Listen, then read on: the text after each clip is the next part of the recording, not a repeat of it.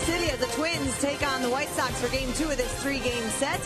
Minnesota's won 5 of their last 6 series and can win another tonight. With just 22 games left, the Twins are 1 game behind Texas for the second wild card spot. The good news is they've got just 3 games left against teams currently in the playoff picture. Tommy Milone is a perfect 3-0 against the White Sox this season with an ERA under 1. He'll try for a 3rd straight quality start, while Jose Quintana has struggled against the Twins, allowing 8 runs in 2 losing efforts so far this season. Welcome inside U.S. Cellular Field. I'm Jamie Hirsch. There is a buzz of excitement inside the Twins clubhouse that hasn't been there for years, and it's the result of playing good baseball and winning to stay in the postseason hunt. There are 3 weeks left on the season, and if the Twins play like they have the last 3 weeks, they'll be in great shape. They've got 10 road wins coming against some very good teams, and there is a heightened level of excitement as September rolls on. It's that time of year. Obviously, the first time I've experienced it up here.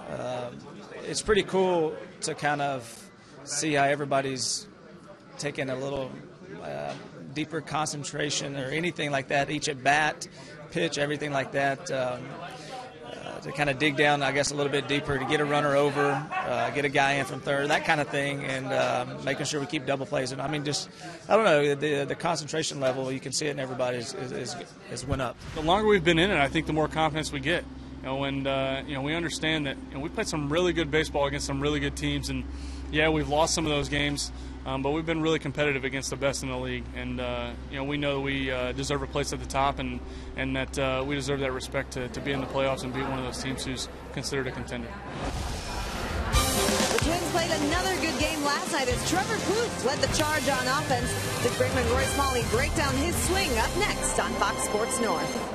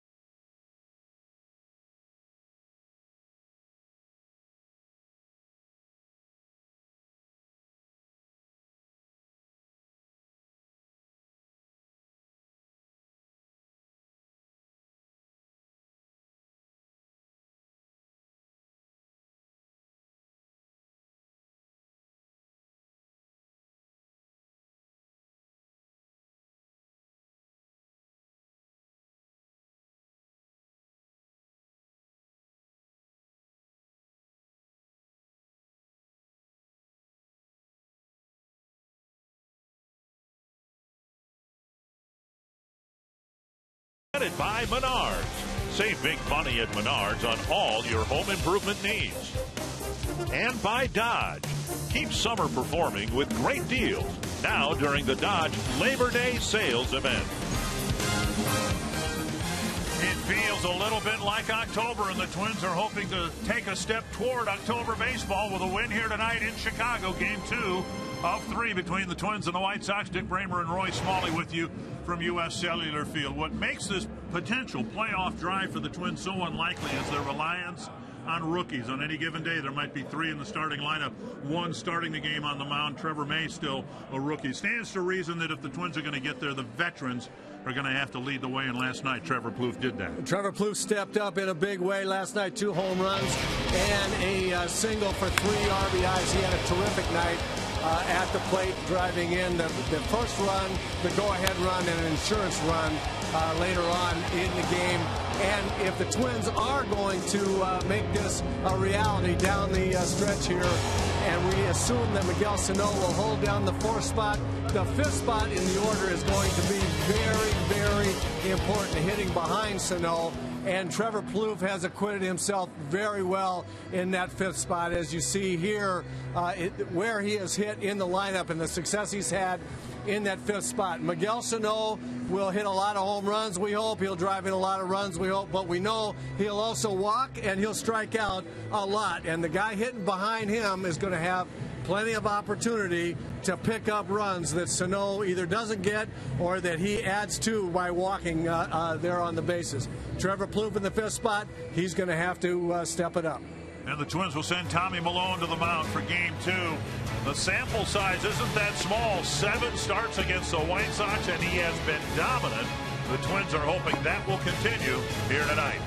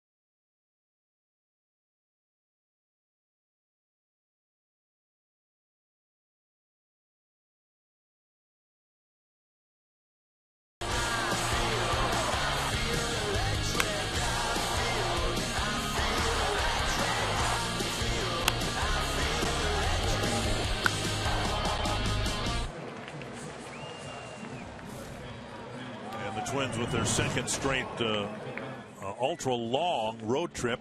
They've won 10 and lost 4 over the last 2 road trips, starting with the stop in Baltimore. Paul Molitor really encouraged with how his team has caught a 2nd wind or a 3rd wind here in September.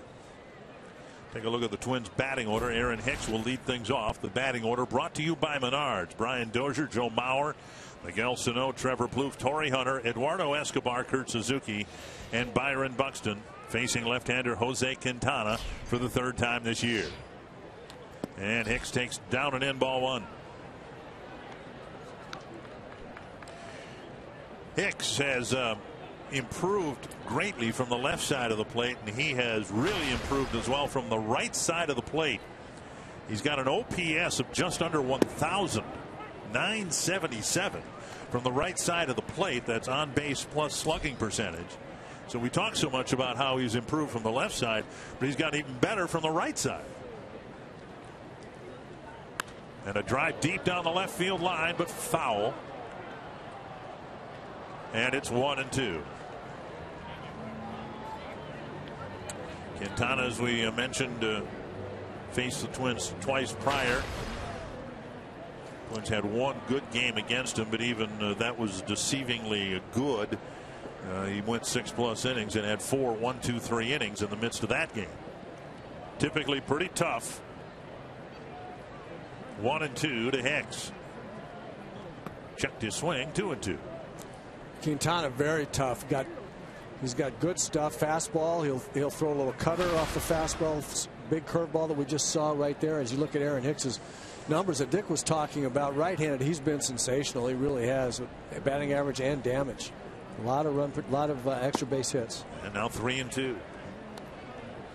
Best time to get Quintana, first inning. He's been very, very, very good this year. He's got rotten run support from the White Sox, and the first inning, his first inning is usually his toughest inning.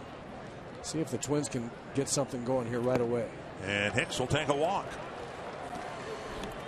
In his late May start against the Twins, Brian Dozier started off the ball game with a home run, then later hit a 3-run home run, not against Quintana, but it was a 2-home run game for Brian. And the White Sox out in the field. We have Trace Thompson in left field, Adam Eaton in center, Avisail Garcia in right, Holt, Ramirez, Sanchez, Abreu, the infielders, and Giovanni Soto behind the plate. Here is Dozier hitting second behind Hicks. Checked his swing, ball 1.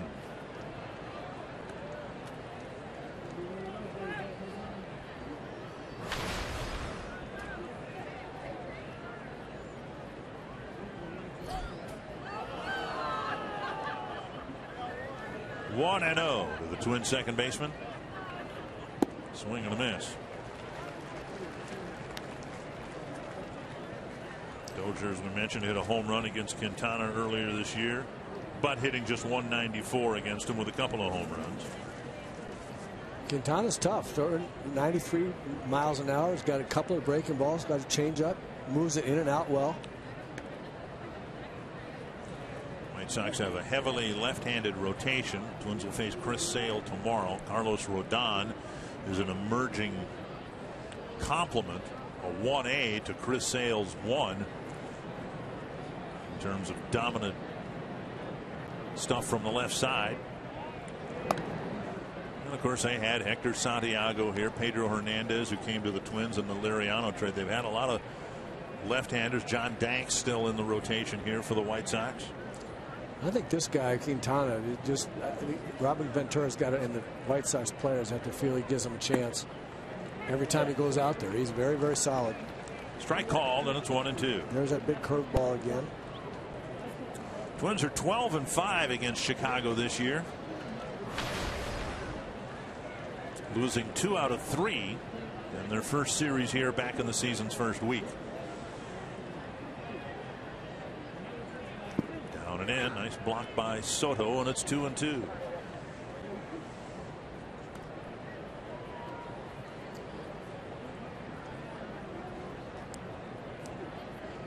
Twins starting the day a game behind the Rangers.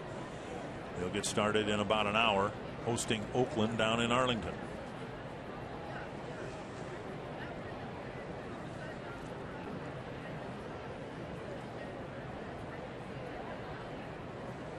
Hicks goes, didn't get a particularly good jump, but he'll steal second with the second baseman Sanchez unable to hold the throw. Hicks with kind of an awkward slide. We'll see if he's all right. Maybe the throw hit him.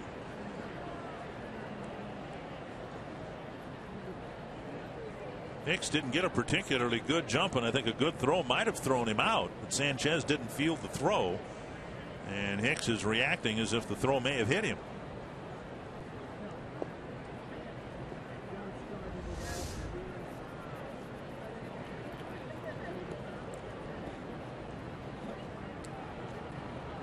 got stepped on by Sanchez. Looked like Sanchez kind of kicked him as he went by. Not really sure, but I watched Sanchez's back foot. So Hicks gets a stolen base. 3-2 to Dozier, and a ball hit to center. And Eaton going back, he'll make the catch, and Hicks retreats to second base, one away. A well hit ball for the first out of the inning. And that'll bring up Mauer.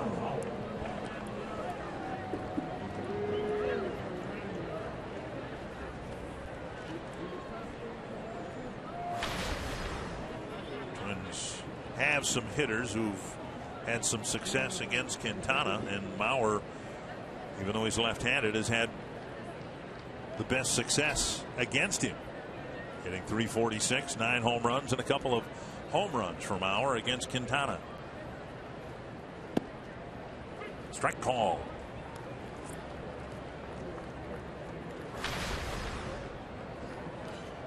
Joe has not homered in nearly a month. His last home run coming on August 14th.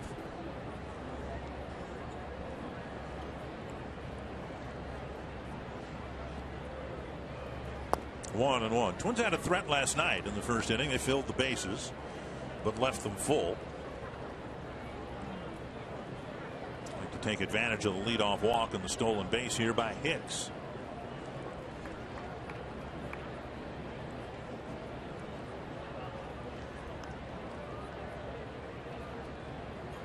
Fastball down the middle of strike.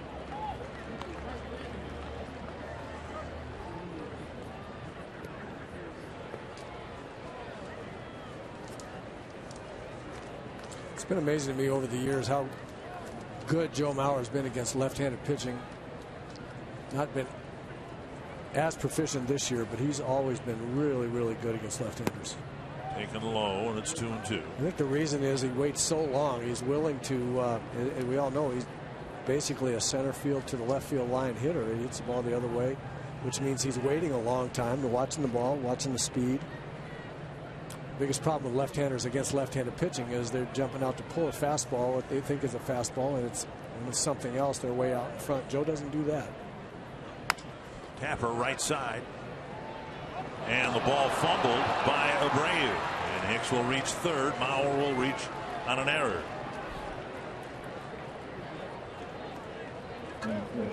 First and third, one down, and now Sano will come up with 2 men aboard.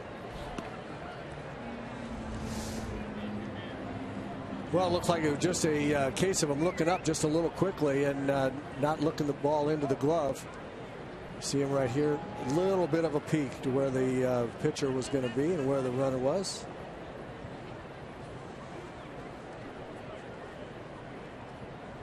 Yep, picked his head up just a little bit. Here's Sano.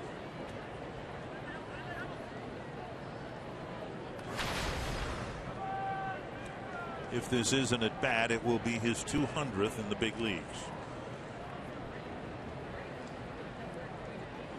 Outside, ball one.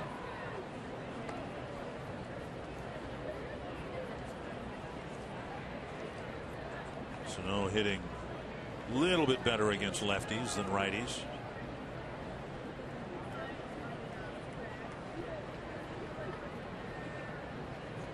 Inside, his last at bat against a left-hander, memorable, a pinch hit home run against Franklin Morales in the 12th inning Wednesday night in Kansas City. Memorable for the significance and the import of the home run itself, and also for the distance of that ball travel. Wow.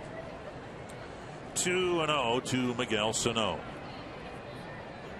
Checked his swing, and that kicks away from Soto, and Hicks will score the first run of the game. Twins have scored a run here in the first without a base hit. That very likely will be a pass ball. I have a pretty good recollection of this being the kind of baseball the White Sox have played oftentimes when especially when Quintana is pitching, and that ball just clanged by Soto. I mean, just nothing out of the ordinary there. He just clanged it. Pass ball, getting the Twins on the board with Mauer at second. It's 3-0 to Sano. And ball 4. Quintana hasn't helped his case here. He's walked 2 men in the first 4 plate appearances, and now Plouffe will hit with runners at first and second. Well, we talked about the first inning being the inning to really get to Quintana. He has struggled, and his teammates are giving him absolutely no help here in the first inning. Whatever Don Cooper has to say, he started saying it as soon as he crossed the baseline. Yep. You played with Coop, didn't you? I did, absolutely. Absolutely. Good guy. He's gotten a little crustier as he's gotten older. Well, who among us hasn't? That's right. That's right. He had a terrific curveball. Oh, yeah? Donnie Cooper. Oh, yeah. Really, really good curveball. Well, here's Plouffe. He hit 2 home runs, had another RBI hit in the ballgame last night. And he's got a chance to do some early damage again here tonight. And this is what we were talking about in the open of the show. The 5th spot behind Sano is going to get an awful lot of opportunity. Checked his swing, took a strike.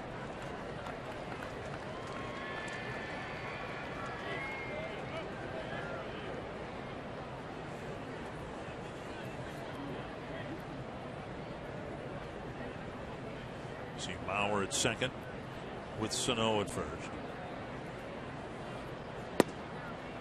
Strike called 0-2. By the way, Sano's hamstring issue is less of a concern now than it was in Kansas City. He has steadily improved. Of course, he sat out the last 2 starting assignments in Kansas City. Twins had an off day Thursday, and he says his leg feels a lot better.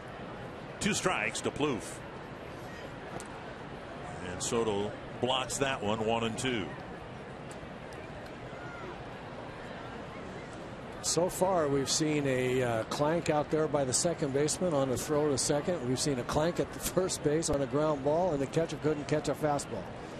White Sox not exhibiting an awful lot of good leather right now, and the Twins need to take advantage of that. To the right side and through. Bauer to third base. He's going to be waved around. Garcia comes up, and the run scores, and now Plouffe hung up between first and third. Sano is going to bluff home, and now the throw to third, and Sano gets back, and the White Sox botch a rundown. Plouffe will get to second base, and Sano, with some nice leg work between third and home, is able to get back to the third base bag. And let's hope his hamstring's still okay after that fake stop, hustle back, and head first slide. Very, very nice play by Sano. Nice hitting by Trevor Plouffe here. Gene Glenn sending Joe Mauer. Now Garcia makes a good throw. Trevor makes a mistake there. The throw was low enough. He can see that. And there's the rundown. There's the botch rundown. Trevor could see that that ball was good. Could be cut off, and I think with 1 out, you got to stay. And Hunter pulls it foul, 1 strike. White Sox had the infield in here in the first inning. They've all but given the Twins a couple of runs here in the first, and there are 2 in scoring position. Hunter with maybe the most important run batted in last night, the one that tied the game at 2 right after the White Sox took the lead. Down and in, 1-1. Torrey hasn't homered since August 7th. You can see his success he's had against the Chicago left-hander.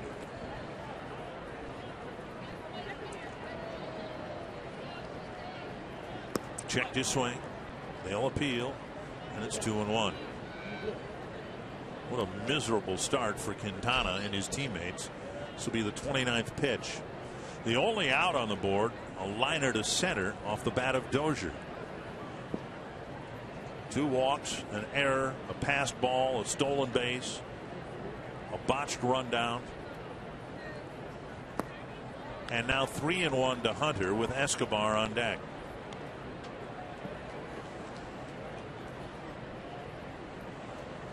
Quintana knows that Torres hit him pretty well. He's got first base open with 1 out.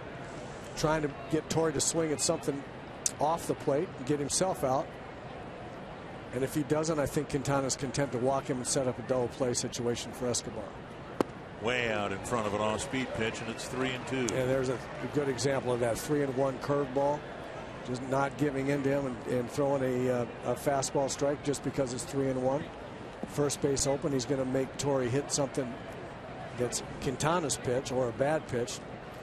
Try to make a weak out or walk him. Call third strike. And Hunter is out, number 2. Thrown the 80-mile-per-hour pitch and backed it up with a fastball over the inside corner. Yeah, he caught Torrey guessing here just a little bit. That's a 2-strike, kind of a little brain cramp that hitters get every once in a while. You get a lot of things going on in your mind about all the pitches that he might throw you, and then all of a sudden, while you're thinking about that, he zips a fastball in the one spot in there that can tie you up right on the corner. A great pitch by Quintana, and it just caught Torrey a little by surprise there. Here's Escobar, just 1 for 15 against Quintana. That's a pitch in the dirt, blocked by Soto. Escobar swung at it, and Soto was able to block it into fair territory.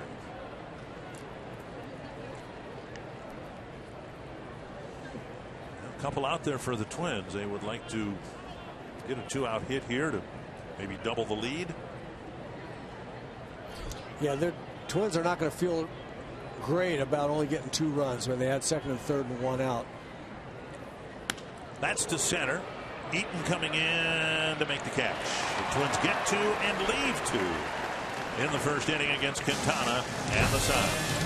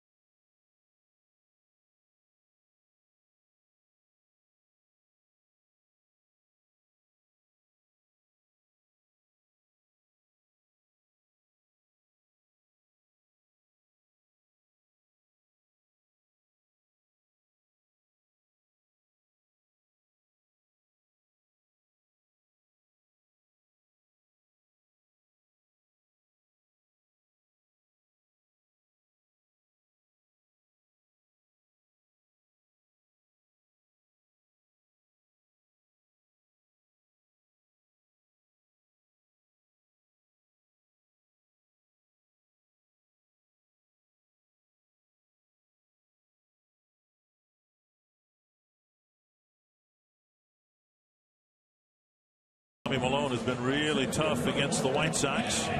Wants to ride an early lead to another win. 4th season. Robin Ventura's best season was his first year when they hit a lot of home runs, 211 home runs, and they haven't come close to that since. Adam Eaton, in fact, second on the team in home runs. He'll lead things off. Melky Cabrera, Jose Abreu, Avisail Garcia, Trace Thompson, Alexei Ramirez, Mike Olt, Giovanni Soto, and Carlos Sanchez. Tommy Milone on the mound for the Twins. Really in a good streak of innings pitched here lately. Quality starts, throwing strikes, using all his pitches. And most importantly, get strike one with something that's not right in the middle of the plate. And strike one to Eaton. Eaton 0 for 9 against Milone. 7 starts. 4-0 against the Sox with an ERA of 1.39. The ball hit to short center. And that's going to drop in front of Buxton for a pop fly single. So Eaton aboard, and that'll bring up Melky Cabrera. Twins out in the field have Aaron Hicks in left field. The left-hander going for Chicago, Eddie Rosario, starts the game on the bench. Buxton in center, Hunter at right. Plouffe, Escobar, Dozier, and Bauer, Suzuki, the usual 5 players around the starter, Tommy Milone. Cabrera just 1 for 11 against Malone.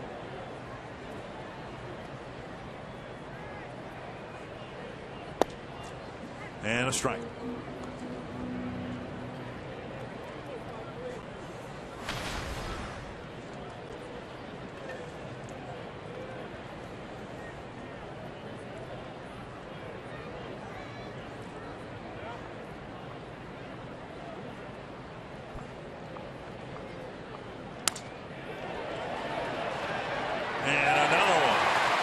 Served softly into center field.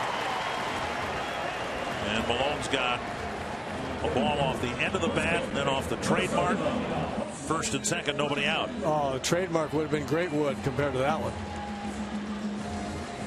That was, unless he's holding the trademark right above his thumbs. That's unbelievable. When you hit a ball over the shortstop's head and then the shortstop runs it down, that ball wasn't hit very hard. Well, the White Sox with a couple of hits softly into center field, and now Jose Abreu. So some bad luck starting out here for Tommy Milone. Let's see if he can limit the damage.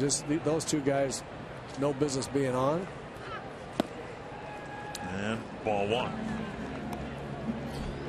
Relative to the pitches that Tommy made, see if he can come back and have some luck against Abreu and Garcia here.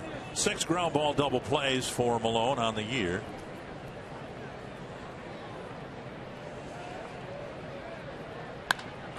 To left. Chased by Hicks. And he chases it down. Eaton played it 2/3 of the way. He's got to retreat to second base. Ball didn't seem to carry so well last night, and that one went a little bit farther than I thought, because it sounded like Milone got that ball in on the trademark of Abreu. You're right. It absolutely did look like, sound like, and look like a little bit that he got it in. He didn't really get extension, but he did bring his hands way in and get the big end of the bat to the ball. So 1 down, and now Avisail Garcia.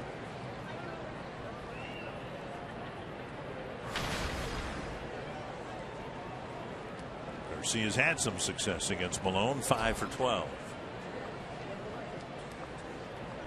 Yeah, this is a huge at bat right here in this game for Tommy. Garcia's had some success. 2 guys on first inning after getting a couple of run lead. This is a very, very big at bat, even though it's only the first inning. Garcia's bounced into a dozen double plays.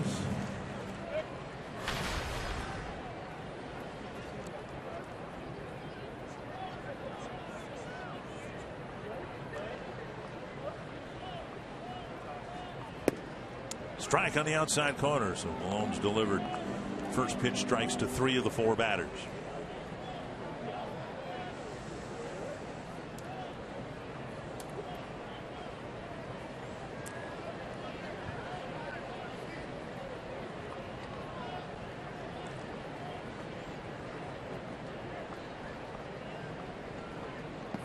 Nice stop by Suzuki on a ball that landed 2 feet in front of the plate.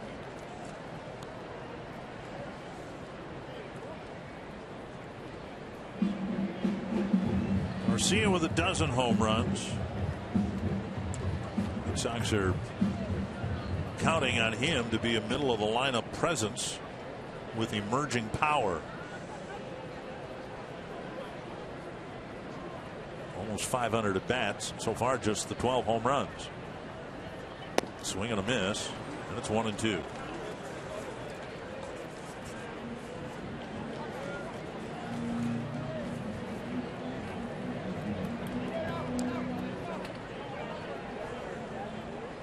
Garcia with, to your point, Dick, just a .387 slugging percentage.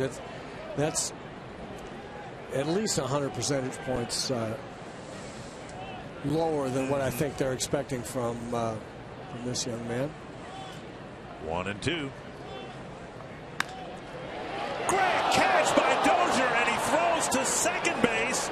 He had the double play at first, but what a tremendous play on the hardest hit ball this inning. Dozier with a lunge and a catch going to his left.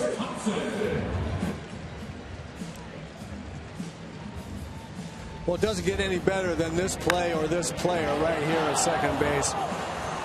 Great athletic play by Brian Dozier in a huge situation. Baseball karma got Garcia there. A couple of his teammates get fluke hits, and he hits a rocket for an out because of a great play by an all-star second baseman. There's Trace Thompson off to a great start with the White Sox this year. Just 49 at bats, but 20 hits and 8 extra base hits. As we said in Minnesota in the last homestand, son of former Gopher great Michael Thompson. 1-0 to Thompson. Popped up, back and out of play. 1-1.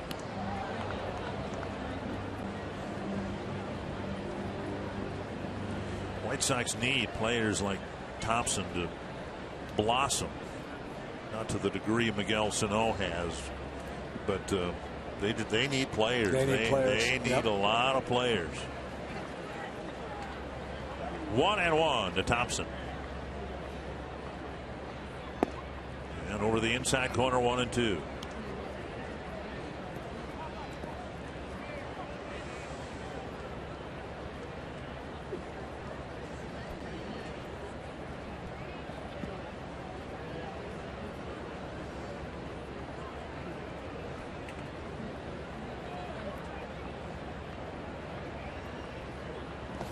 Stop again by Suzuki on a pitch that landed around Thompson's feet. 2-2. We say that a lot. Catchers are supposed to make those blocks, but then you see a game like last night where some of those pitches weren't blocked, and you can see what happened.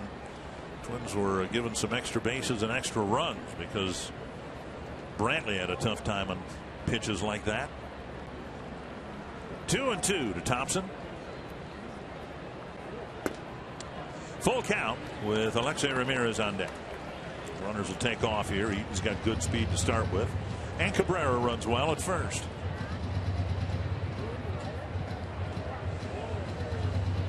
Thompson has drawn 4 walks to go with his 49 at bats. 3-2 from Malone. And he took the pitch low to fill the bases. And Ramirez comes up with the tying run in scoring position. Tommy tried to throw him a changeup 3-2. Just couldn't get it close enough to the low strike zone to have Thompson bite at it. Ramirez just 2 for 16 against Malone, and he's coming up in a big spot. The White Sox gift wrapped a couple of runs in the first, and now they're in position to get them back, maybe more.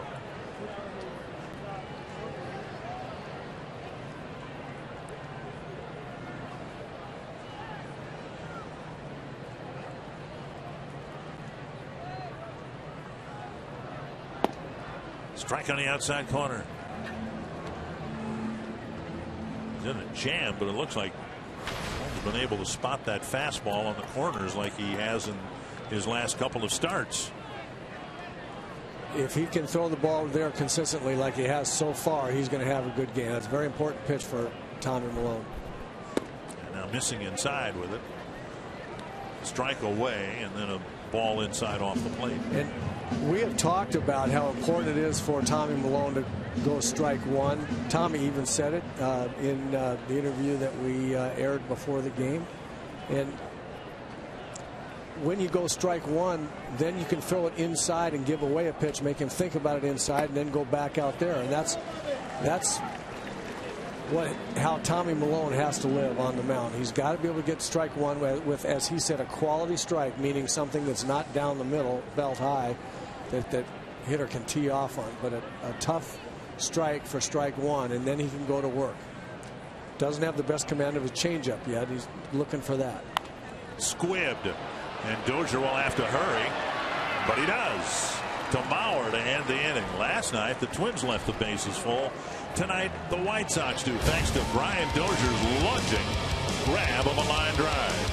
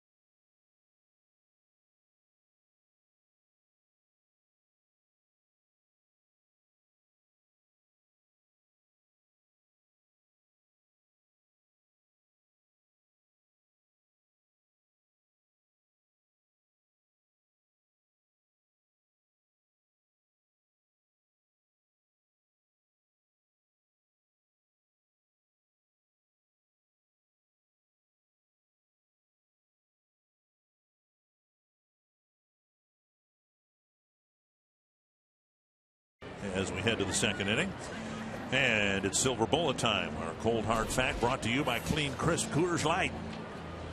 And the Twins have done very well on the road. After they left New York, they swept the Baltimore Orioles and have won every series on the road, the exception being the one that started this road trip in Houston. Twins won 1 and lost 2 there. And have a chance to win this series with a win here tonight. Suzuki, Buxton, and Hicks will hit against Jose Quintana.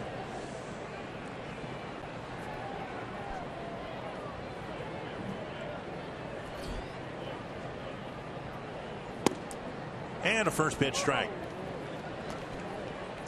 When the Twins were in Baltimore, on the air we asked, and on Twitter I asked, with 40 games left, how many wins would the Twins have to get to the postseason? And it's just a rhetorical question, and the responses were interesting. I think they averaged to be about 27. 27-13 was the record, average record most people thought the Twins would need to put together to get to the postseason. Well, they're on that pace. Since that date, they're 12-6. So they're doing their part and winning 2 out of 3. 2 strikes to Suzuki. And down and in a ball. I would have a relatively high degree of confidence that 27-13 from that point would get the job done. That would be what, 88 wins? 88 wins. 88 wasn't good enough though last year. Yeah, but I think this year that will be enough. That will be plenty actually. They might 86 or 7 might do it this year. Taking a little bit low. It's 2-2. Last year the Royals got in on the final spot with 89 wins. The Mariners had 88 and were left watching. And who knows? I mean, I could be dead wrong about that. And the reason I base it, I'm not just picking that number out of the air. The Houston Astros and California Angels and Texas Rangers, Suzuki takes inside and get to run the count full. But they play each other 6 games or 7 games each of them against each other down the stretch here. And someone could jump up and just run the table. Clearly, the Rangers might do that. Houston might do it, but it's unlikely. Suzuki takes a called third strike. Well, Quintana's had a lot of full counts. He walked Hicks on a full count, struck out Hunter on a 3-2 pitch looking, and now he does the same thing to Suzuki. Well, he's done something to the Twins, and the Twins are looking at that have gotten them confused on especially 3 and 2 counts, where just catches them looking for something else or being surprised by what he throws them or location or something. Both Torrey Hunter and Suzuki there. Here's Buxton, and he takes a strike over the inside corner. At some point against Quintana, I wouldn't be surprised to see Buxton try to make a push bunt between the mound and first base. 1-1. I think he should do that. I think that's a great call. Abreu doesn't move particularly well at first, and we saw earlier what can happen when you force him to try to catch the ball. This one popped up back and out of play. But Buxton will take hits any way he can get them. He's hitting .192.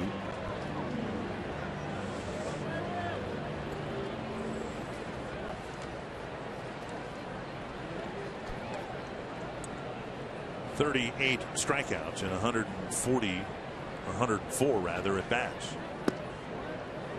And a close one taken for a ball. 2-2.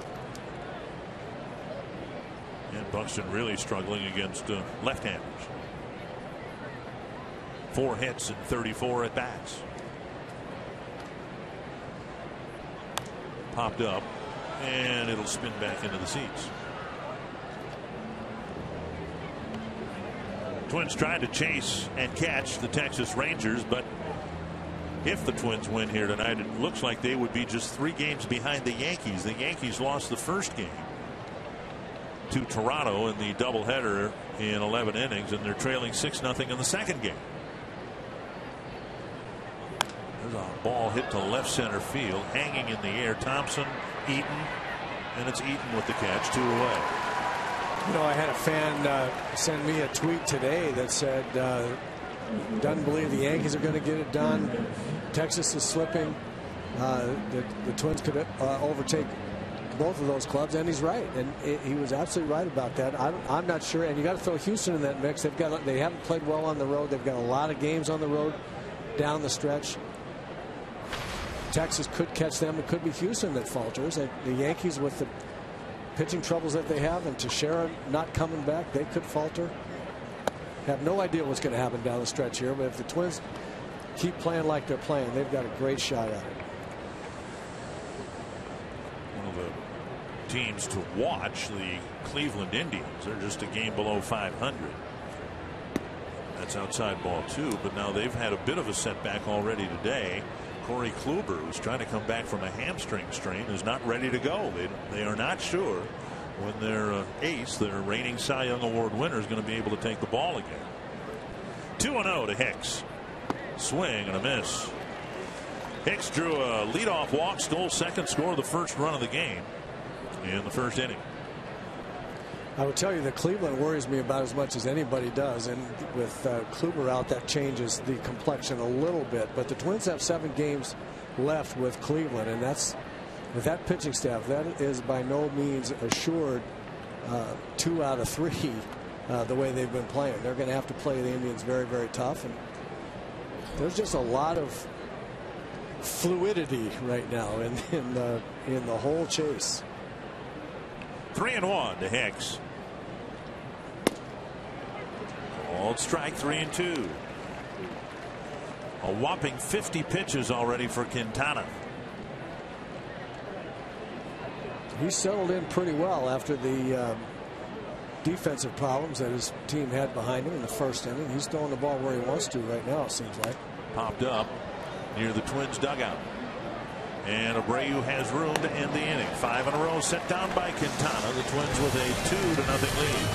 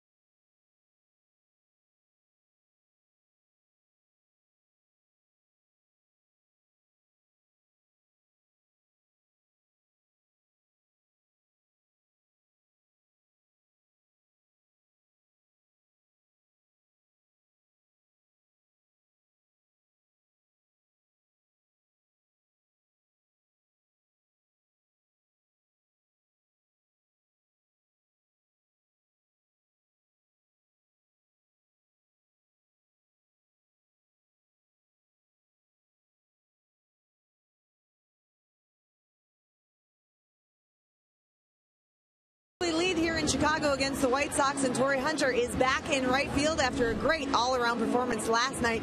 He made 2 really good throws to throw out runners, including one to home plate, which nabbed what would have been the tying run of the time. And Paul Molitor said those are maybe 2 of the best throws Torrey's made all season.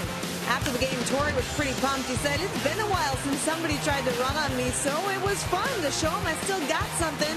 Let loose a little bit and let it fly." And I also talked to Trevor Plouffe about Torrey's night, and he said, you know, everybody talks about Torrey's leadership in the clubhouse and the intangibles that he brings, but he can still play the game. He said he is a guy that we are definitely going to look to lean on as the season ramps up and we try to stay in this race, because Torrey is one of just a few guys on this team who knows what it means to play September baseball and try to make it into October as well.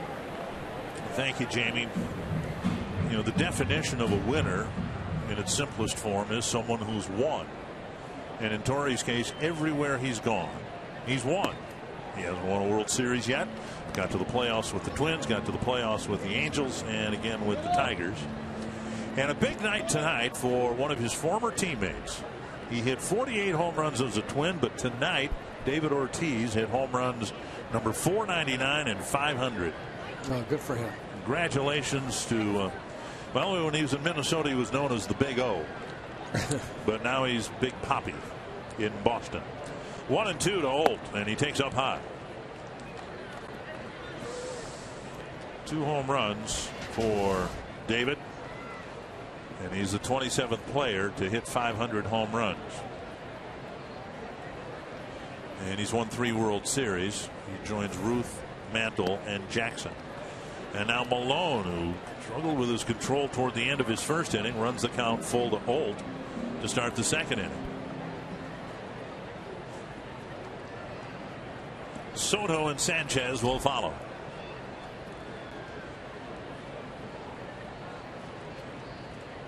Popped up right side, only one infielder there. Mauer ranges over. Dozier will call him up, make the catch, 1 away. And that'll bring up Soto.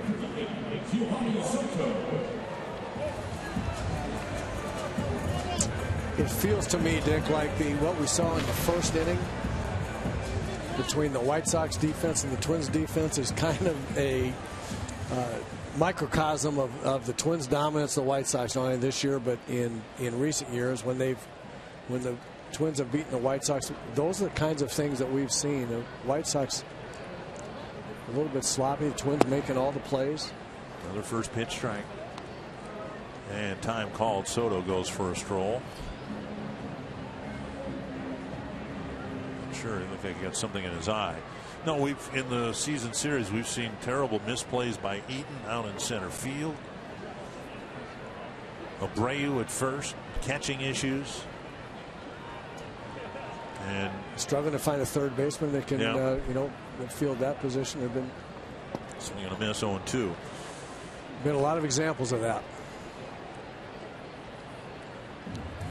You look for individuals or areas where the Twins are so much better than they were a year ago, and it's hard to find them. I mean, there's not an individual that's going to place in the Triple Crown categories. Dozier will be in the top 10 in runs scored, but there's not any area where the Twins have excelled this year. They're just a little bit better, and the outfield defense has been outfield defense is one much better. There's Soto with a check swing. And strike 3, 2 down. Outfield defense much better. Infield defense, you couldn't say it was bad last year, but I will say that Mauer has played better at first base. I think he's a little bit underrated for the job that he's done. I was thinking last night, trying to remember a time that he hasn't come up with a play at first base. Trevor Plouffe had started playing much better third base last year, but he has been rock solid this year. Dozier, of course, is Dozier. So I think all around the field they've played very, very good defense all year long. And I think that's a big reason. And then you're right. There's nothing that really jumps out at you that they're just way better at any one position or any facet of the game. Not demonstrably better, just cleaned it up all over the place, and the lineup, up and down the lineup, has contributed offensively. They didn't go through long stretches of time when only 1 or 2 guys were swinging the bats well. And all that said, with the assumption, based on what we saw last year, that Danny Santana and Kenny Vargas would be right. Key guys in the lineup, and they have been anything but that. 2-1. And Sanchez takes a strike, 2-2. So you add a Sano and a Rosario, and you see improved play from Hicks. 2-2. Toward the hole, and it'll bleed through. Sanchez with a 2-out single, and that'll bring up Eaton.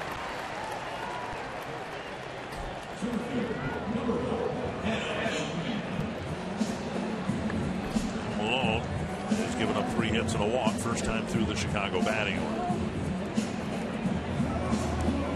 Eaton hit a little chip shot into short center field for a base hit. Got as far as third base.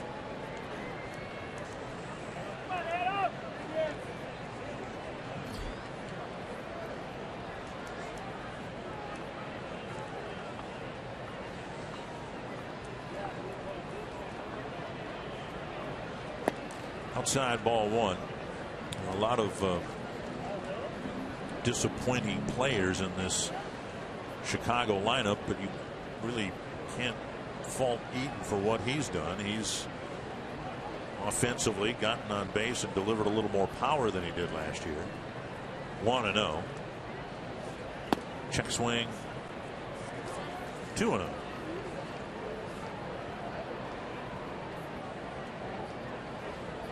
Twins have had 136 home runs. The White Sox 118.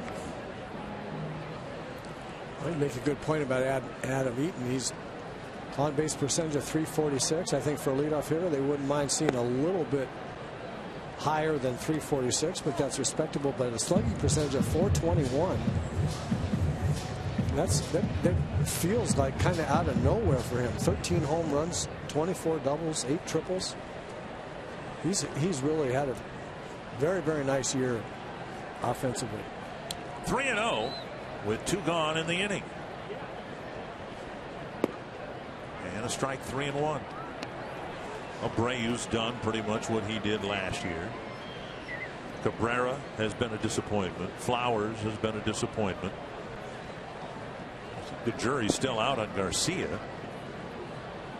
3-1.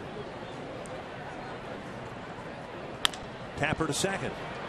Dozier has a waist-high hop, finishes the inning. We head to the third. Twins up 2-0, and Brian Dozier will lead off the third.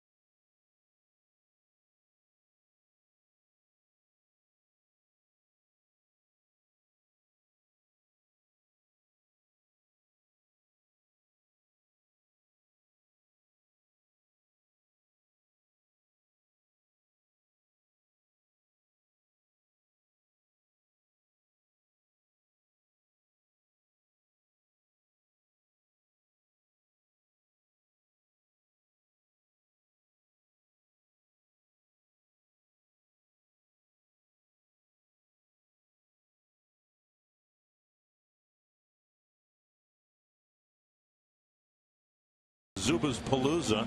Twins are celebrating that on Friday, October 2nd. A limited quantity. The quality is there, but a limited quantity of special ticket packages are available that include a pair of Twins Zubas. And for tickets, visit twinsbaseball.com/Zubas.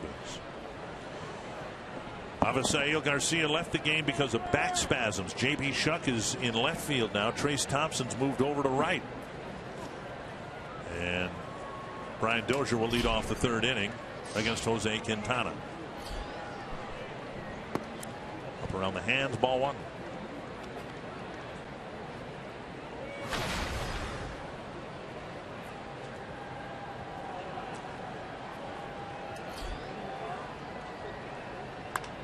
Big pop-up short center field. Eaton comes in. One down.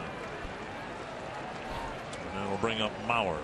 Carsoup.com trivia question: who holds the Twins team record for most career hits against the White Sox?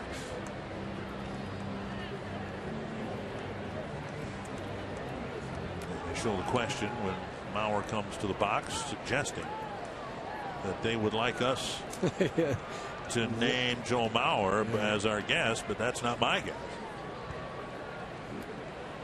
Our guys in the truck are misdirectionists. Big swing by Mauer and a foul to the screen, 1 strike. Joe hit a number up the first baseline. Abreu booted it, and then Mauer came around to score. 1 strike. Beautiful evening for baseball here in Chicago under the lights, and the Twins will have to get used to that. Everything is under the lights except for the Sunday afternoon games from here on out. No more weekday day games or anything like that. No more Saturday day games. 1-1.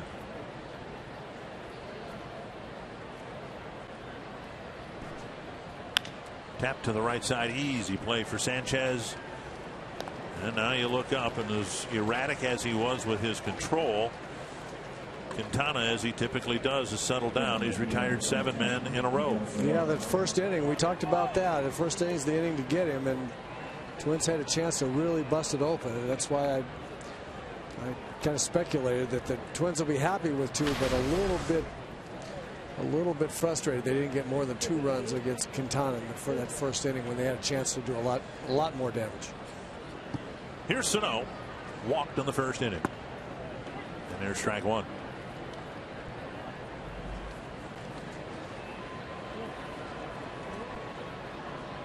"39th walk of the year for Sano." It's fun to project when someone comes in and has the impact that Sano's had on the Twins lineup, what it might look like next year in a full season in terms of home runs, in terms of walks, runs batted in. 2-1. Doesn't have 200 at bats yet, but he's got 39 walks. Doesn't have 200 at bats, but he's got 89 strikeouts. Right.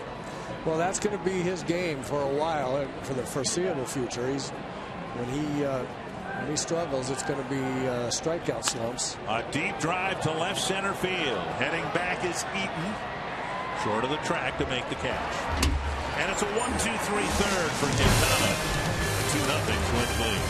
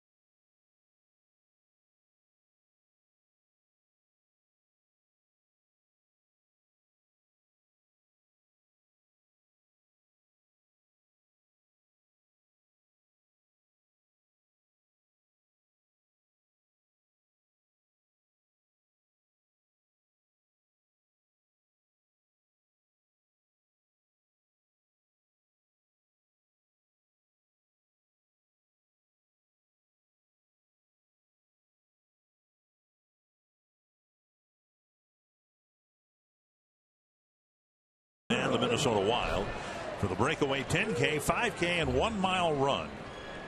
Saturday, September 19th, benefiting the Minnesota Wild Foundation. All participants receive a t-shirt and are qualified to win 2 sweet tickets for the Wild Oilers game Saturday, September 26th. For more information, Visit foxsportsnorth.com. Click on upcoming events on the Hot Topics bar. Bottom of the third, and Melky Cabrera will lead things off with a new bat. And he takes strike one. Malone cracked his bat, but Cabrera dumped one over the head of Escobar for a base hit. And the White Sox had a threat with a couple of bloop hits, but Malone left the bases full. Off the plate, 1-1. Ryan Dozier with two outstanding plays to get Tommy Malone out of that first inning after he gave up a couple of bloop base hits. And back on that outside corner, 1-2. Made the comment after Malone's start against the White Sox and his good outing against the Royals, up and in 2-2, that guys like Malone, Burley, Jamie Moyer, when he was pitching, once they find it, they seem to have the ability to extend a run through 5 or 6 good starts. Dribbler to short, Escobar charges, fires across, one down. Well, you make a good point. I don't know why that is, though. I mean, why? It's about release point.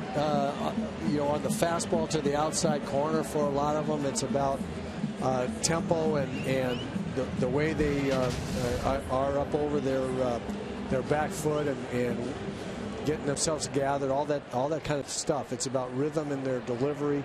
Once they find the delivery and the release point of that, especially the outside corner, then they've got it. And Tommy Malone has had it here the last 3 starts in particular, maybe going back 4 or 5 starts. He had it going in May. Now he's pitching for Rochester at the time. Yeah. But he was just blowing, you know, the competition away at the AAA level. And the Twins are hoping that he'll be able to be that guy in September. So far, so good. 1-1 to Abreu. He'll be followed by Shuck. What I was getting at earlier about Tommy Malone being able to go strike one, but he's got 2 pitches then to try and hit a perfect spot. He goes strike one in the outside corner, and he comes in on somebody, makes them think they might get inside. Popped up. Ball into the twilight and just into the Twins dugout. This is the time of the year, and we've seen it happen at Target Field. We saw it happen in Kansas City, I think, too. Right at about this time, from where we were sitting, the ball disappeared from my view, and players have it even more challenging because they're looking straight up. Looked like both Suzuki and Mauer might have lost sight of the ball for a while. 2-2. But back to Tommy Malone and those kind of pitches, but especially Tommy Malone, when he goes strike one, then we talk about in and out, back and forth, referring to changing in speeds. On a miss, Abreu strikes out, 2 down. So just the fact that he was able to get ahead with a strike, come inside to make Abreu think that he might get it inside. He came inside, Abreu hit the first one out there inside on him. Then he goes back outside with a changeup. And he gets strike 3. I'm not saying things are going bad for the White Sox. You ever seen this before? They have a mid-inning marriage proposal. Yeah, we usually see those in between innings. Yeah. There's something like of that. Well, the fans at least here have had something to cheer about. She said yes, but I've never seen it, within an inning. How do you know she said yes? Well, they were cheering. Well, you don't know. Sox fans, let me tell you, Sox fans are tough. I can tell you that from personal experience. 1-0 to J.B. Shuck. And a strike call. Avisario Garcia left the game with back spasms, so Shuck will get in the cleanup spot for the balance of the game, and that's until he's lifted for a pinch hitter. 1-1, and now 2-1.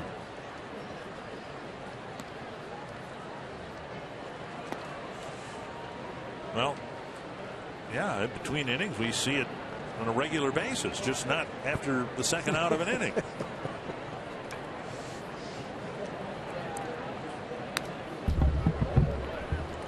Two and two. Shuck with no home runs on the year, but now Robin Ventura's got a have him hitting cleanup for the balance of the game.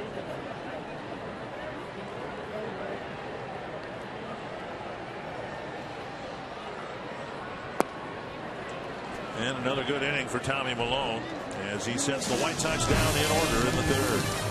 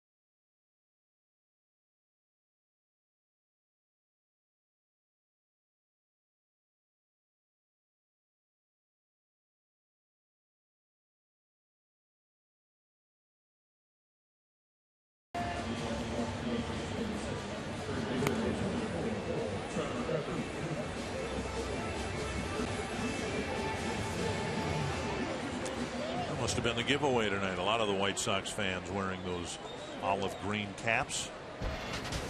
2-0 Twins, and you can see why the Twins have dominated the season series over the White Sox. You look at the last line there, the errors, and that's not counting balls that were not plays that were not ruled errors, or just plays that just weren't made that the Twins were, and that the Twins are able to make most of this season. Home runs really the aberration over the past few years. The White Sox, I think Dick, you mentioned last night, really out-homered the Twins on a regular basis, but not this year in their meetings. Trevor Plouffe takes 2 strikes. He'll be followed by Hunter and Escobar. Quintana in a bit of a rhythm now. He's set down 8 men in a row. 1-2.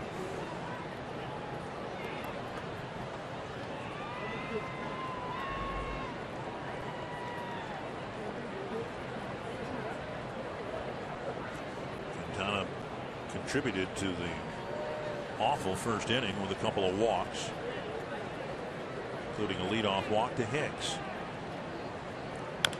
Pat foul.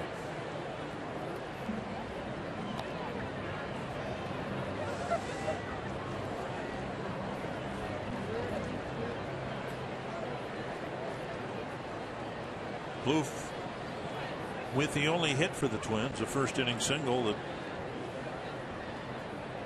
he got as far as second base, flared down the right field line and out of play. One more game in the season series tomorrow. And the Twins come home for a week and a half.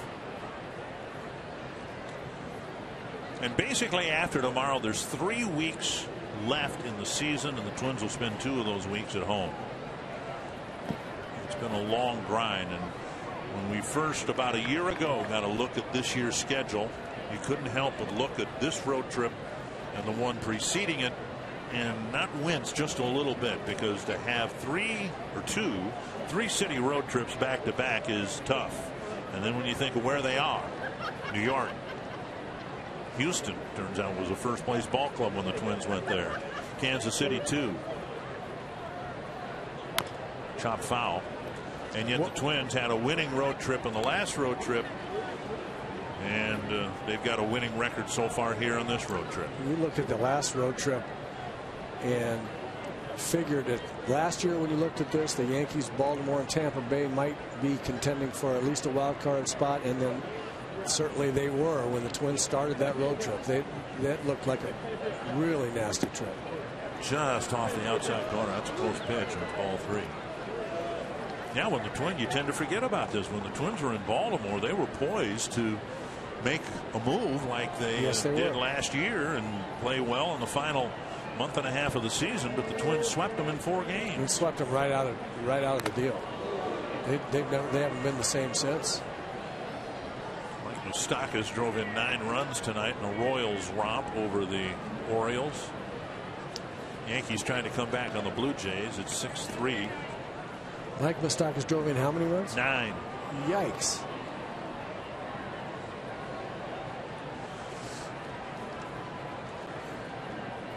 That's a pretty good 3 weeks. Yeah. Well, the Orioles fall 5 games below 500.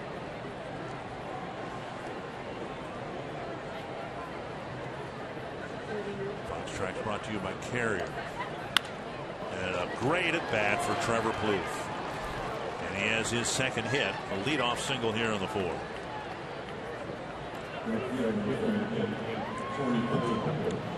Sanford Health Injury Report.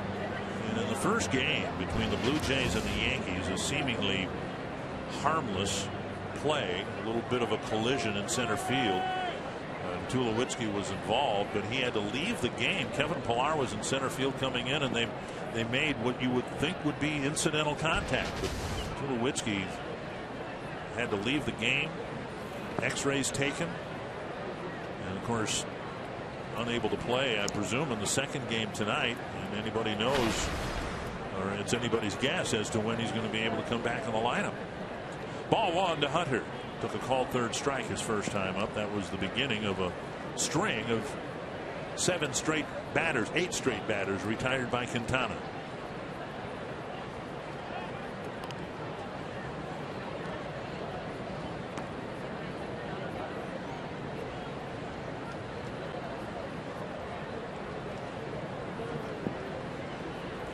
One 1-0 to Hunter. 14-6 the Royals beat the Orioles. There's a called strike, 1-1.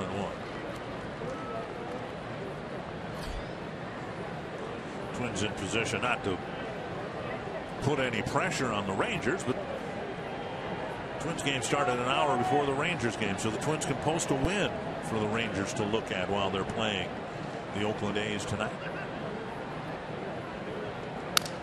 Ouch. And Torrey will get a new bat.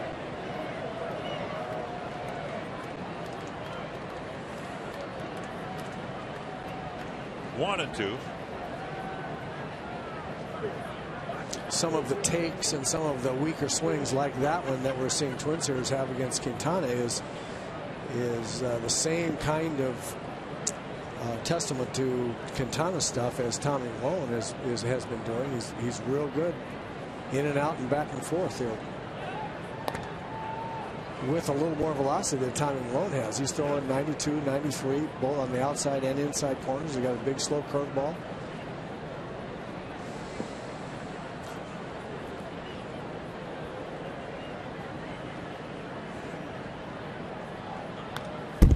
Torrey chases upstairs and fouls it back. 2 and still 1 and 2. The Plouffe at bat, and now Hunter with this will be the 5th pitch of this plate appearance, forcing Quintana's pitch count up. He had a quick 3rd inning, struggled in the 1st and 2nd. The Twins would love to get another 25-30 pitch inning in here against Quintana.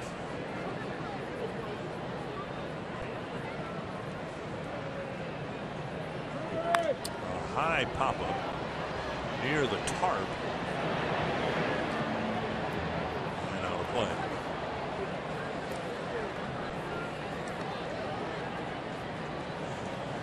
Busy day for Torrey. Watching Torrey Jr. play for Notre Dame this afternoon. You know, there was some yelling and hollering going on in that Twins clubhouse today with the Notre Dame football game on television early. Buxton watching Georgia play. 1-2 to Hunter. Half swing, but he went. And Torrey strikes out for the second time against Quintana.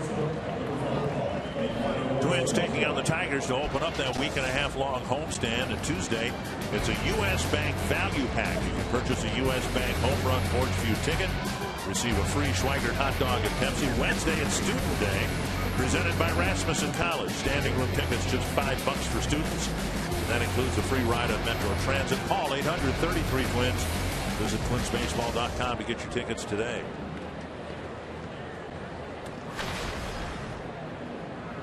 Tigers starting Justin Verlander tonight because of the rainout yesterday. The Twins won't face the Tiger ace. Ball one to Escobar. Hit a liner to center for the third out of the first inning. I understand it's raining now in New York. That Toronto Yankee game being held up in the sixth inning. 1-0 to Escobar. A quick flip to first.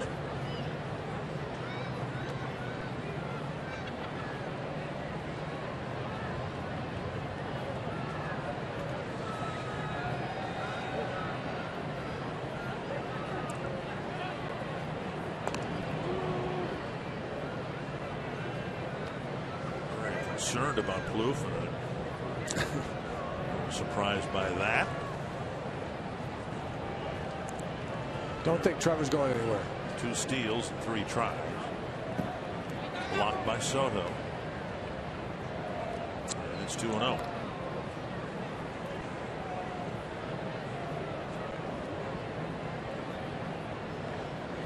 White Sox were maybe the winners in the American League in January.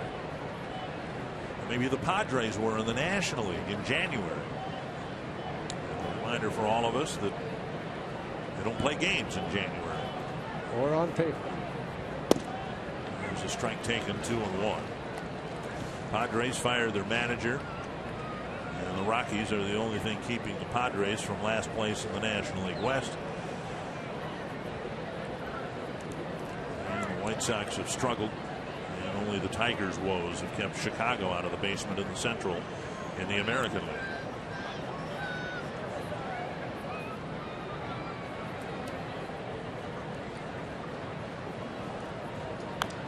And foul. You know, the White Sox, you want to win games and you want to put together winning streaks, but as it turned out, White Sox maybe had their winning streak, their best streak of games at the worst possible time. They had a 7-game winning streak at the end of July, right before the trading deadline. And they were of the belief that, hey, we're playing good baseball. Now's our time. We're going to do really well. And they were pretty quiet during the trading deadline, before the trading deadline, inside. It's 3-2 to Escobar. And then right after the 7-game winning streak, and then beyond the trading deadline, they went 2-8 and sunk themselves right back to where they've been most of the season. Full count to Escobar. Now we'll see if Plouffe takes off. He does not, and the ball lifted to right. Retreating is Thompson, now coming in. And that's out number 2. And that'll bring up Suzuki.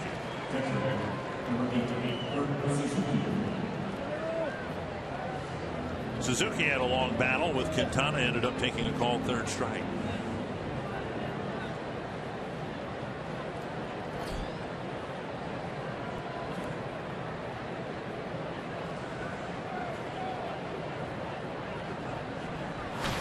Have just 2 hits. Plouffe has both of them.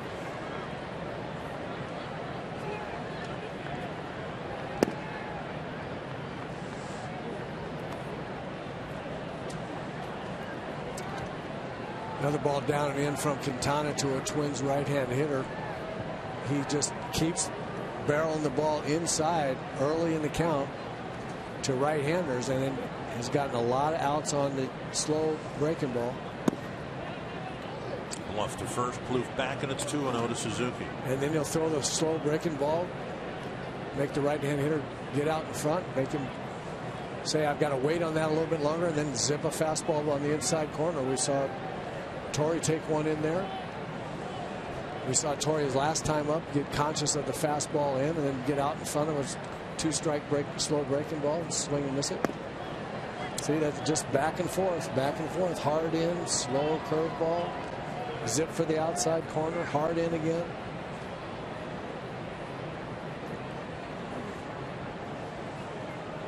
These two left-handers very, very similar in their approaches. And now 3-1 with Buxton on deck.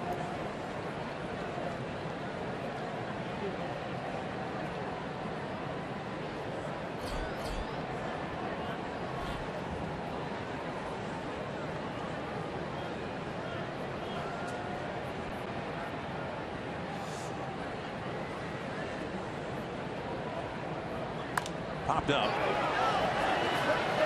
And Soto with room. Makes the catch. Leadoff single.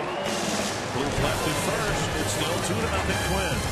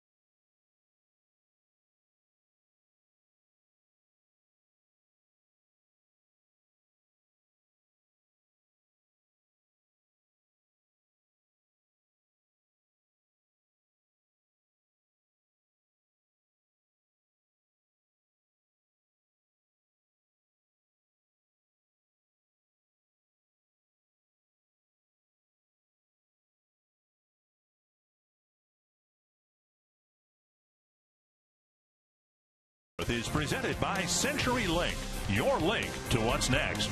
By NorthlandFord.com and your local Northland Ford dealer. And by Grand Casino. The best stories start here.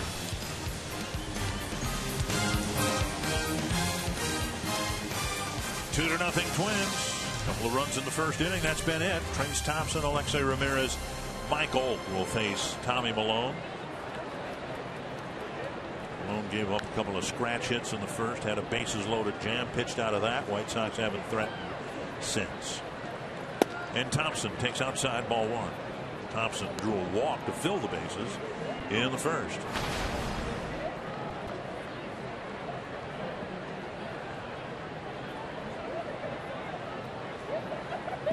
And now 2-0. Thompson's walk and his at bat in that first inning, really the only hitter that Tommy Milone has not pitched particularly well. Everybody else, he's not getting a good contact until right there. A rocket. Hicks with a throw from left field, and Thompson has a double. Thompson with a line shot past Plouffe, and the speed to get into second base. Yeah, he's a very good looking young athlete for sure. This is a nice play by Aaron Hicks. Gets there quickly. He's got a cannon for an arm. Good one-hop throw. Dozier keeps the glove on Thompson as he slides head first, hoping he'll come off the bag, but he just grabs a hold of that front of the bag and hangs on. He almost came off of there. Now Alexei Ramirez hit a ground ball to second. A little squibber towards Dozier to leave the bases full in the first. Up the middle and through a base hit. Thompson to third. He's going to be waved around, and Buxton's throw comes through. And Ramirez with an RBI single. It's 2-1.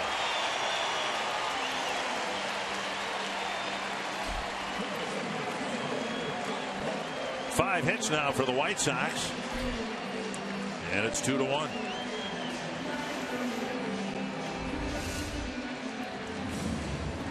Fastball in the middle of the plate here, high in the strike zone. That's one of the few that Tommy has thrown.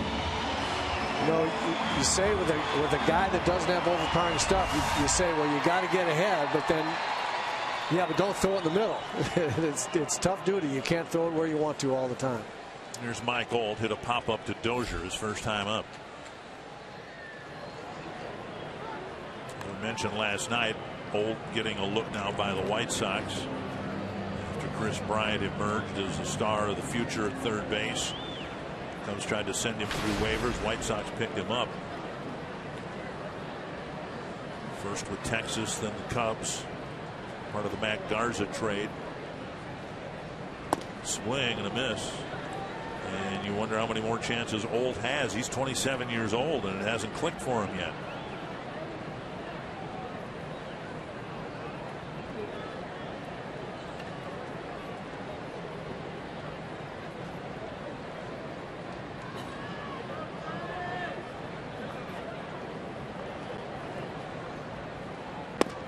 Missing the inside corner. The Twins have had some problems settling on a shortstop for a long time, and for the White Sox, they've had a hard time at third base since Joe Creedy.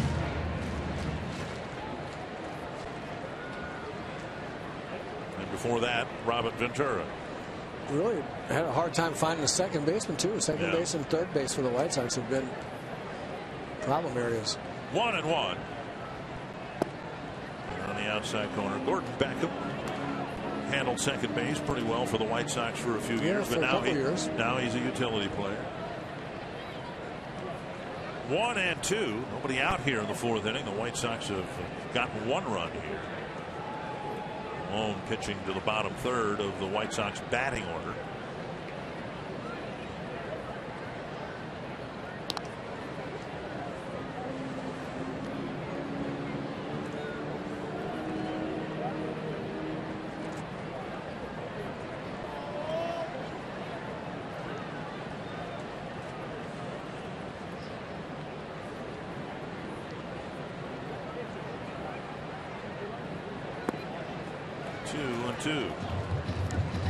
There's the pitch right there, the changeup that Tommy Malone just doesn't quite have command of tonight like he has, especially in the previous two starts. He had been throwing all three pitches very, very well. Fastball on either corner and then curveball and changeup in good spots. He just hasn't quite gotten the changeup feel yet. A sharp single to left.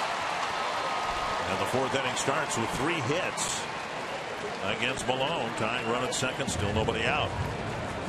It's such a fine line. That changeup right there that he missed with before throwing the high curveball for a base hit. You'll see the curveball right here. When he missed with the changeup, then he's got to throw a strike. It looks like a little cutter or slider or something. Again, right in the middle of the plate, just kind of spun sideways. If he throws that changeup in the spots he'd been throwing it in the last couple of starts, I just don't believe Old could have laid off of it. He was out in front of it, and I think he would have offered at it. But since it wasn't close enough, he took it, and then it got to 2-2. Tommy had to come in with something, tried to throw a slider, and just left it in the middle of the plate. Pitch to pitch. It changes changes everything with the hitter in that battle between the pitcher and the hitter. Twins expecting a possible bunt from Soto. He struck out swinging his first time up. He takes strike one. Looking back at Mark Wegner, thinking that pitch maybe was low. Neither team took batting practice before the game today, not on the field anyway. White Sox out hitting the Twins 6-2. 0-1. 1-1.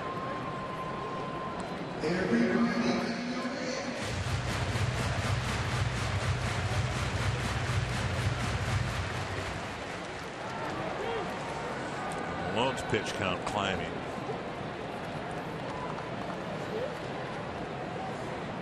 The White Sox stringing 3 hits together to start the 4th inning.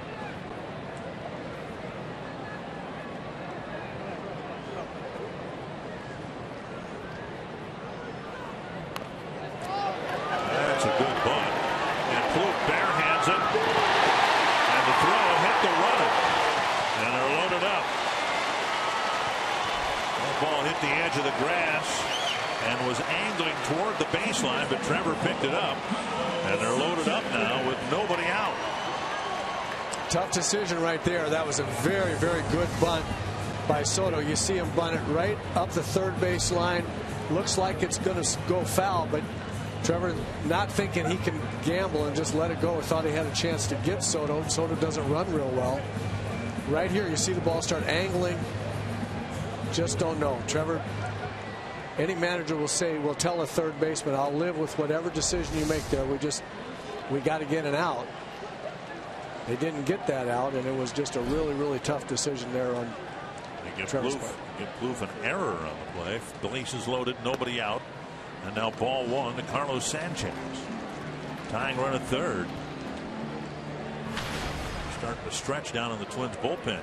Malone was sailing through 3 innings, but now 3 hits. A ruled error on Plouffe. And the White Sox are in business here, looking for a big number. Popped up. Suzuki back. And can't make the play. Might have been able to had he been just a half step quicker. 1-1. It's a big, almost out. Now a fan was reaching and might have interfered with Suzuki's lunge anyway. Well, you're right. He just couldn't quite get there in time, but I don't know if he makes that catch anyway. You'd have to knock that fan out of the way to get to it. 1-1 to Sanchez. Twins playing back for a double play grounder. Down the line. Ramirez scores. Holt scores. And it's a 2-run double. And the White Sox still don't have anybody out with a 3-2 lead. 2 balls tattooed down the line between Plouffe and third base in this inning. Ball similar to the one that Thompson hit. Sanchez was 4 for 8 against Tommy Milone coming into this game. He's got 2 hits today, 2 for 2. He hit that ball really hard. He's one of the only White Sox players that had any degree of success. Got one of them out of the other one. Avisail Garcia got out of the. We got him out of the game. But Sanchez kind of carrying the club right now.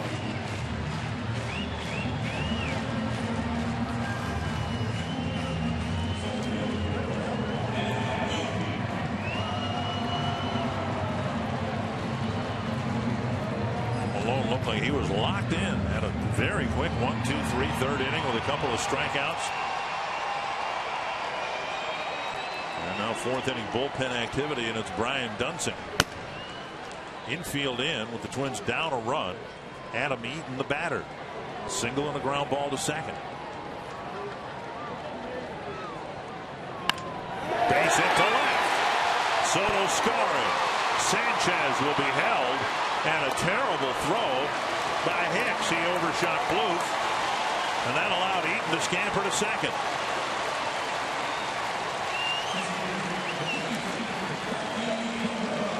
Well, the wheels have come off a little bit for the Twins here. Tommy Milone right in the middle of the strike zone with every one of his pitches. Then they're being whacked around. You see this one belled high out over the plate, and then Aaron Hicks with that good arm, but the ball sails out of his hand. That's a very, very bad mistake. Overshooting the cutoff man. Malone getting roughed up here in the 4th, and we welcome those of you joining us on Fox Sports 1.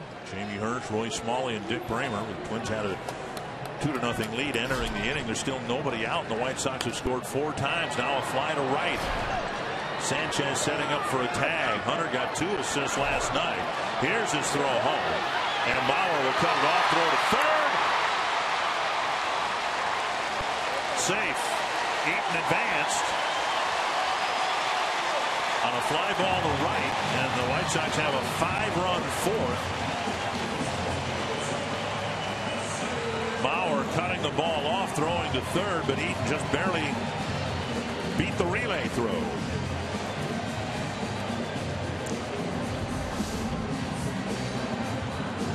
Torrey hits the cutoff man. Joe makes a good decision here, cut it off. He was going to be safe at the plate easily. It looked like Trevor had him and just didn't come up with the ball. Yeah.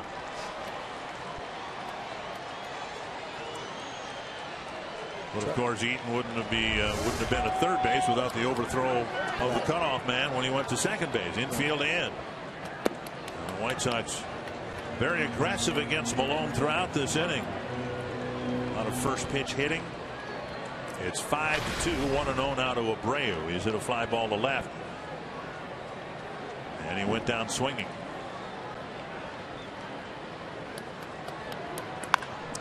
Deep down the left field line. Hicks in the corner. Foul ball, and not by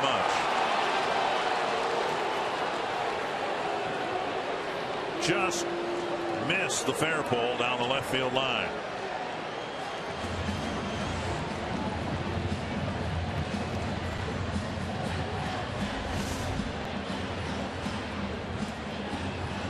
Ball dropping, just missing that foul pole. Wow, that was close.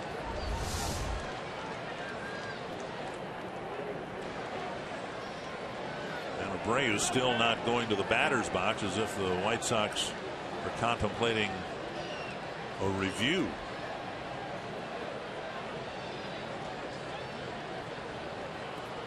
Well, we're in Chicago, and I suspect that the fans down the left field line would have reacted differently had that ball hit the pole. It clearly missed it by a couple of feet, it looked like. 1-1 to Abreu.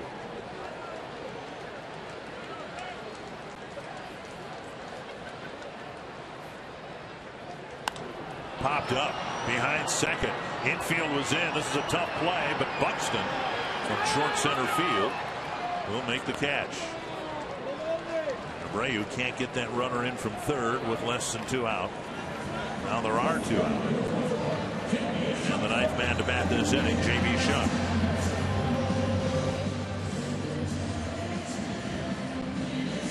Five hits, 5 runs in the inning. Shuck entered the game when Avisail Garcia left with back spasms. And in his first at bat, he struck out swinging to end the 3rd inning.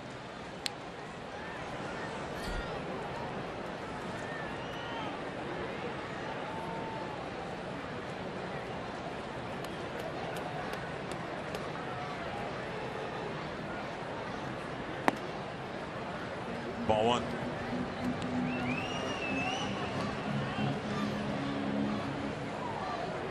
Boyer joining Brian Dunsing here in the 4th inning. 7 prior starts against the White Sox, and Malone is 4-0 with an ERA of 1.39 until this 4th inning. Chuck tried to bring the run in with a bunt. It's 1-1.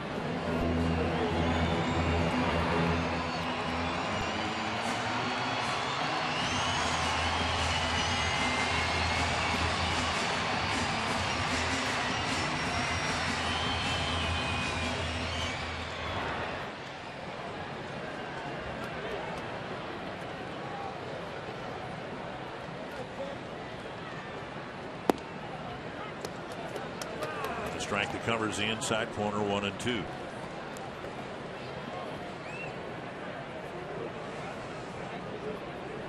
White Sox out hitting the Twins now 8-2.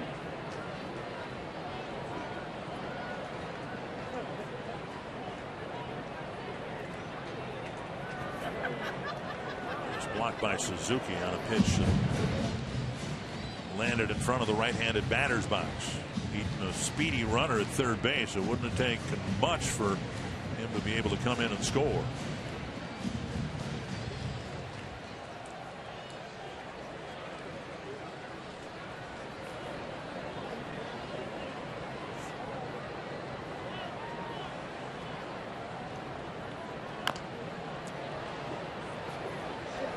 fouled off a leg. Still 2-2.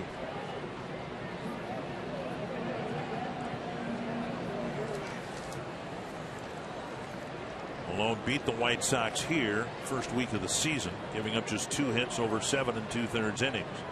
Then he beat them at the end of June, 2 runs in 6 innings. Beat them 2 starts ago in early September, 3 hits, 7 innings, no runs allowed. And he looked like through 3 innings he was sailing toward that kind of result as well. Just off the outside corner, and it's 3-2 with Thompson on deck. Thompson started this inning with a rocket down the left field line.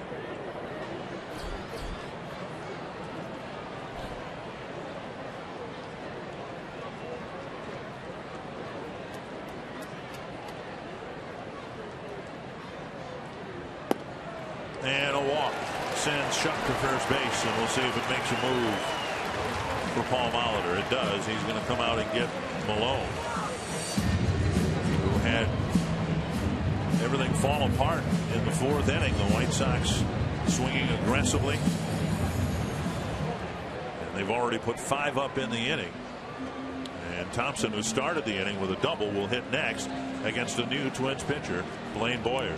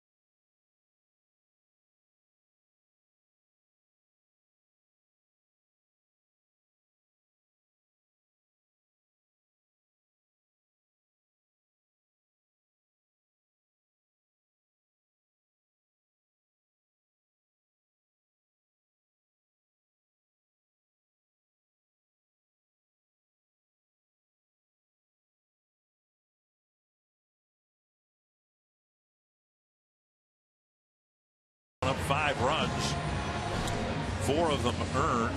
Soto reached on an error, and now Blaine Boyer will try to get the Twins off the field in the 4th. Blaine Boyer been very, very good of late. Throwing a lot of strikes with some good stuff. Throwing as his best velocity of the season. His breaking ball has been sharper. Needs to get this out right here. This is a good-looking young hitter who's hot right now and needs to get the boys off the field. 21 hits in 50 at-bats for Trace Thompson. And he had a scalding double into the left field corner. And the White Sox are still batting after that leadoff double.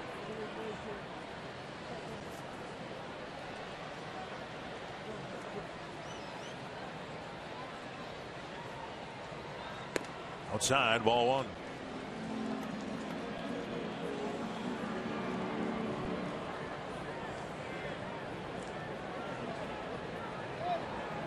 Thompson walked in the first against Malone.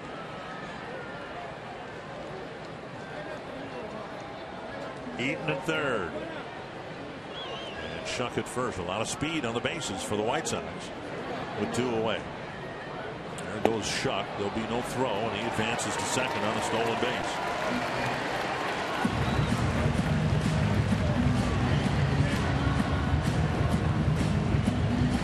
And now retiring Thompson becomes even bigger for Boyer, but he's fallen behind 2-0.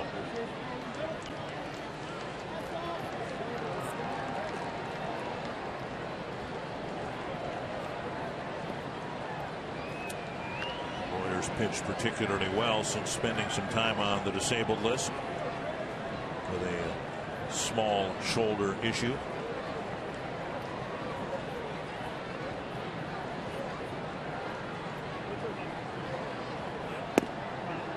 Strike call, 2-1.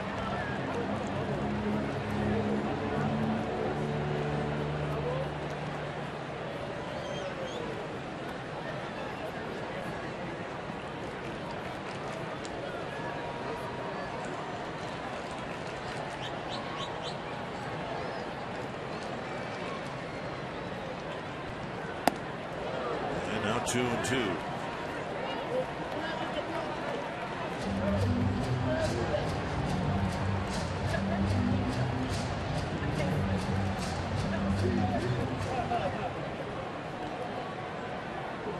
Four straight fastballs to Trace Thompson from Blaine Boyer. See if he and Suzuki decide to go a different direction or show him something. One slider on the outside part of the plate he hadn't seen before. Base hit right field. Eaton scores. Shot. Finally acknowledges the stop sign by Joe McEwing and scrambles back. Trace Thompson continues to knock the cover off the ball. And Hunter picks himself up after trying to get it back in as quickly as possible. He may have stumbled out there and ripped up some turf. An RBI single in a 6-run inning. And the White Sox still aren't done. Thompson with 22 hits and 9 extra base hits in 51 at bats. That's very, very nice hitting right there by Thompson. 2 strikes going the other way. Got a ball out over the plate a little bit. Went with it. Here's Ramirez. Drove in a run with a single earlier this inning. Checked his swing and took a strike. There's a pitch right there. I was kind of hoping that they were going to throw to Trace Thompson. He hadn't seen anything but fastballs up to that point.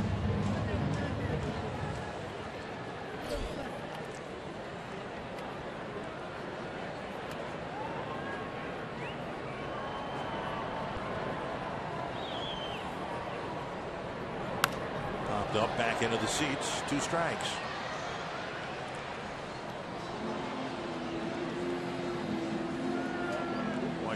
White Sox briefly had a 2-1 lead last night. But they have erupted for 6 runs here in the 4th inning. And lead at 6-2.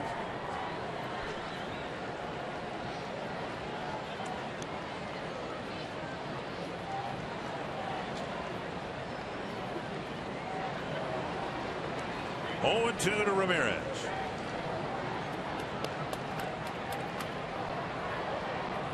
And that ball thrown away. And another run will score. It looked like Boyer was going to fake the throw to third and then go to first, but you can't do that anymore. And his throw was almost on top of the third base bag. It'll be the 2nd error in the inning for the Twins. And Thompson goes to second. Plouffe went to the bag, but then the throw was at shoot top height. So in the inning, the Twins have had an error charged to Plouffe, an overthrow by the left fielder, and now throwing error by the pitcher.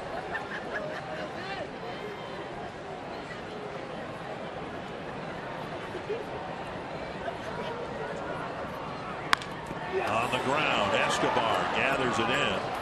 And finally, the White Sox are done in the 4th. But they score 7 times. And take a 7-2 lead.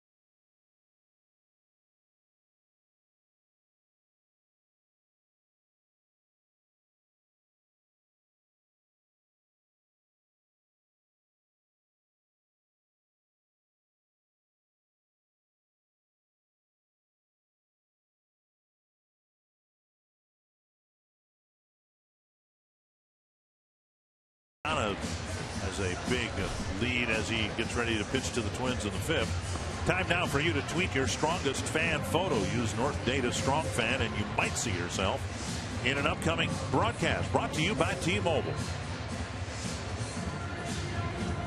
Last night the White Sox took their lead and the Twins answered right away. And, well, yeah, it'd be nice to see the Twins score 5 if they could just get 1 or 2 here in the 5th inning. To remind everybody they're back in the game. Byron Buxton will lead off the 5th. And he'll be followed by Hicks and Dozier. Yes, any number will be good here. Any kind of number. And a strike at the knees. Twins haven't done much against Quintana. Were gifted a couple of runs in the 1st inning.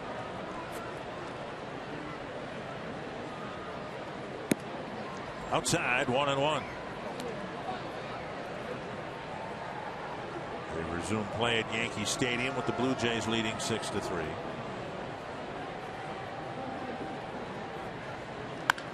Hold. That's a foul ball. And Mike Malinsky had to duck to get out of the way. And the people looking in the Twins dugout, but there's not much the dugout can do about this. This is a call in front of the umpire and non-reviewable. Hit fair there. And then foul. And it looked like Malinsky got the call right.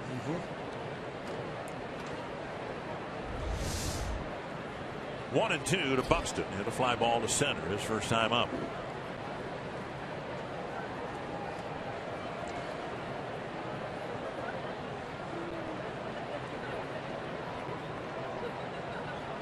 Inside, 2-2.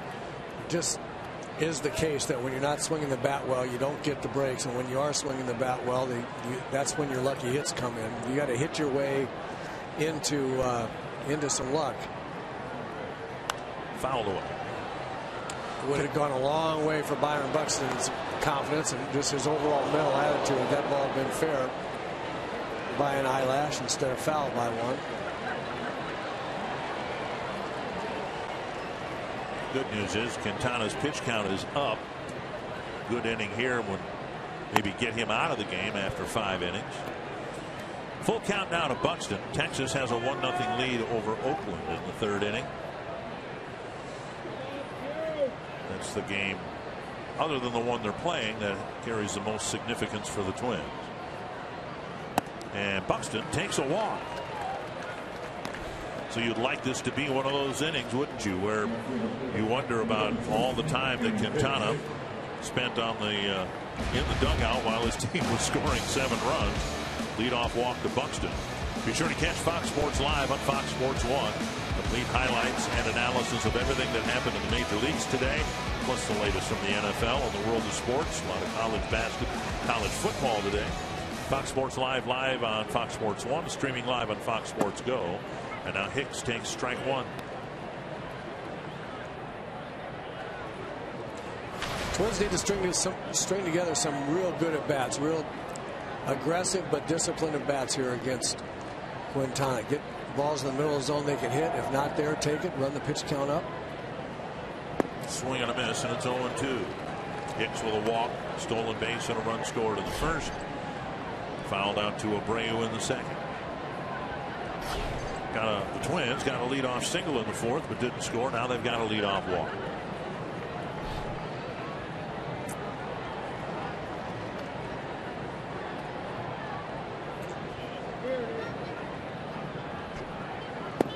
And 3-pitch strikeout. Hicks is gone, 1 away.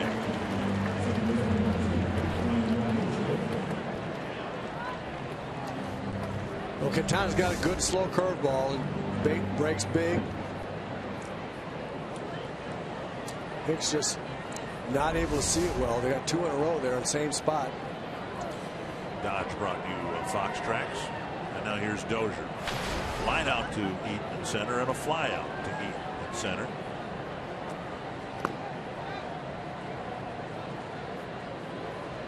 Dozier leading the team with 27 home runs.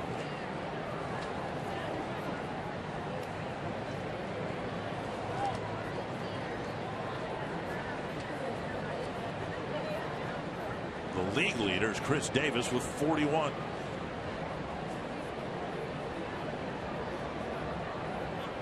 Swing and a miss, a fastball. It's 1-1.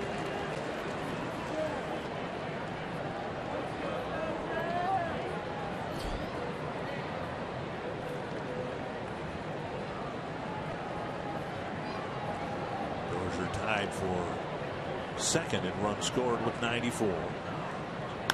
This one down the right field line, headed to the corner. Thompson chasing. And a leaping catch in fair territory. Thompson covered a lot of ground and made a nice leaping catch to take an extra base hit away from Dozier. Great speed out there, almost overran the ball. First didn't look like it, didn't know if he was going to get to it. You see this ball slicing away. And almost overran it. Would have been a fair ball. Nice play. 2 down. Buxton still at first after his leadoff walk. The Twins need a big hit here from Bauer. Reached on an error and scored in the first, and then bounced out to second.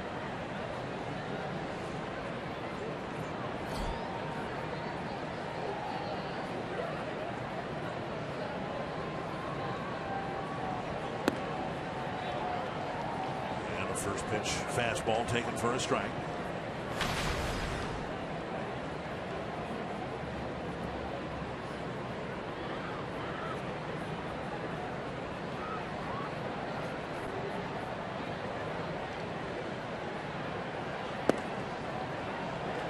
Another fastball taken for strike 2.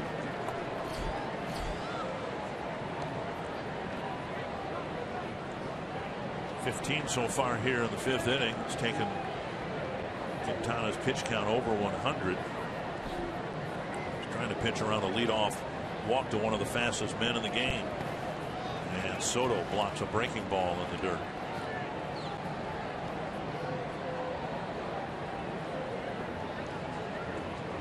Matt Albers warming up.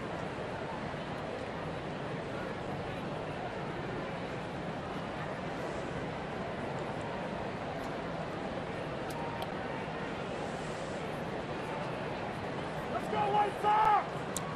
1-2 to Bauer. That's a base hit to left. Buxton will hold up at second base. Will bring Sano to the plate with 2 men aboard. We'll see if the White Sox let it ride with Quintana. I'd be surprised if Rodman Ventura made a move here. Even if Sano hit a home run, he's still got a 2-run lead. And with as well as Quintana, his pitch, and the lack of run support he's gotten, they finally got him 7 runs. Boy, it'd be tough not to allow him to try to get the win and get through at least 5 innings here. So if Sano were the tie-in run, it might be different, or the go-ahead run. Sano walked in the first and hit a fly ball to center in the third.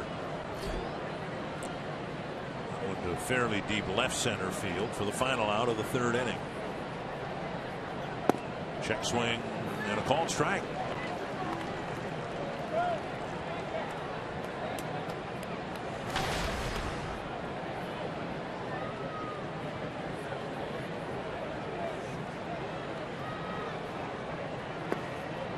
Soto gets most of that 1-1.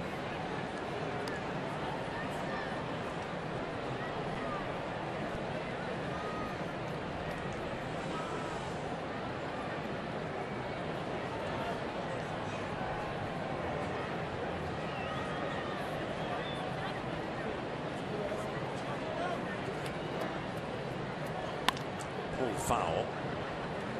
Glenn with a Wasika hat dance.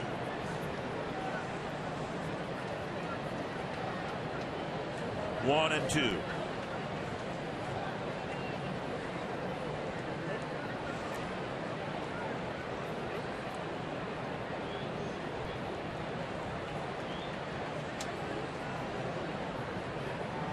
Quintana walked 2 in the first inning. Leadoff walk here in the 5th. 1-2 to Sano. Inside 2-2.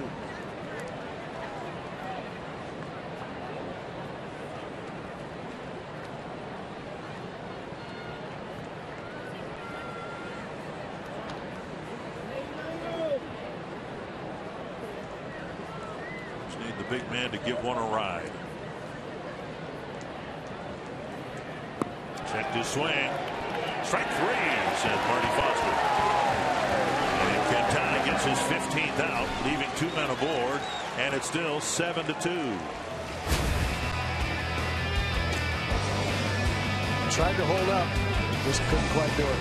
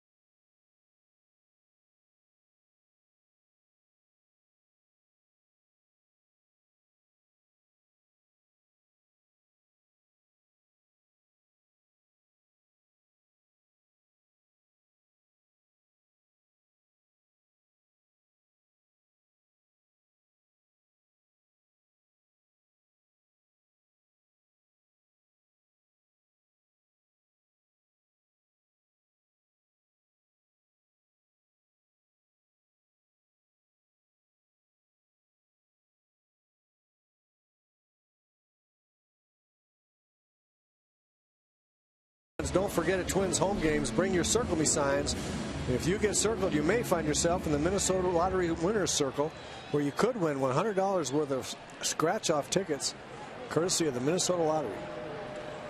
A 7-run 4th inning for the White Sox, and now Mike Olt will lead things off in the 5th. Olt singled and scored last inning, and Boyer starts him with a strike.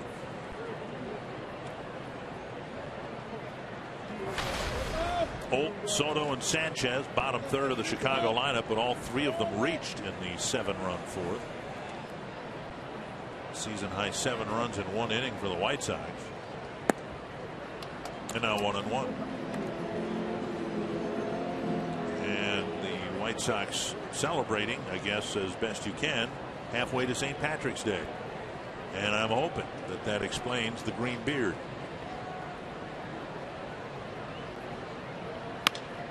The ground through the shift and into center field. Olt has his 2nd hit.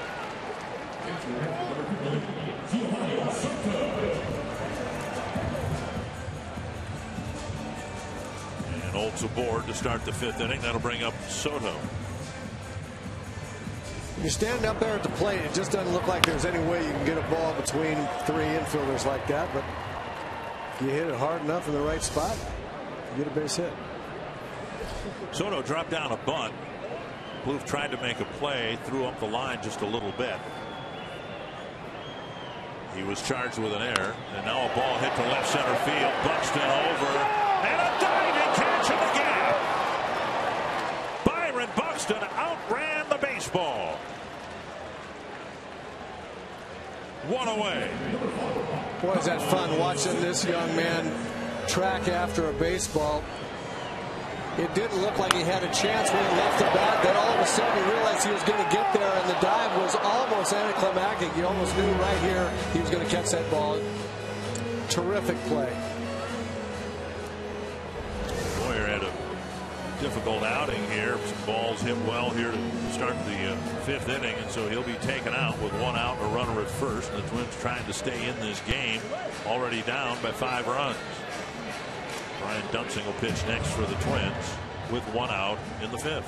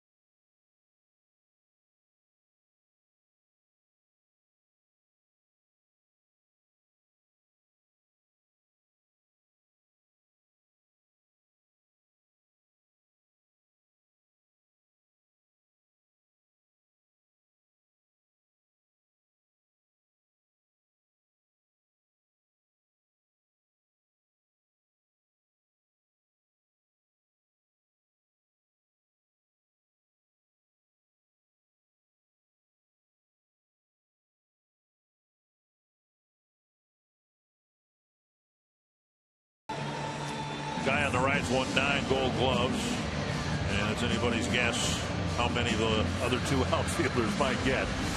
Great catch by Buxton for the first out of the 5th inning.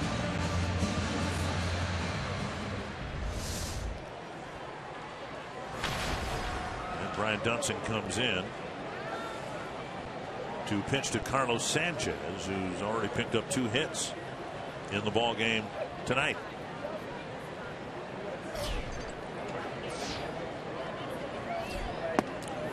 Strike 1. Sanchez with a single in the 2nd, and then a double down the left field line in the 4th.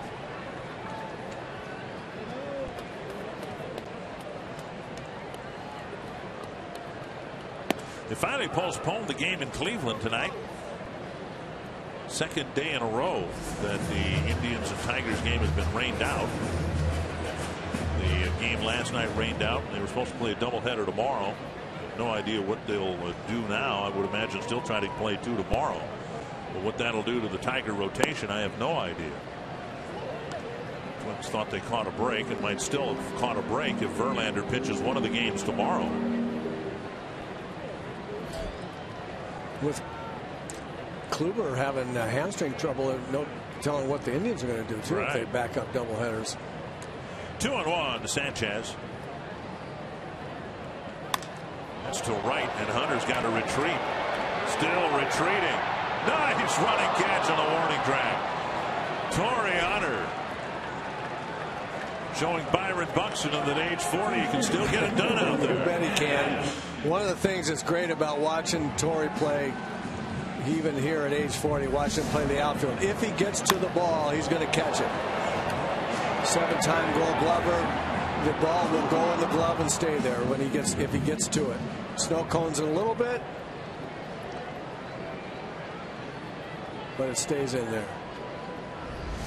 2 down. Holt still at first, and now Adam Eaton.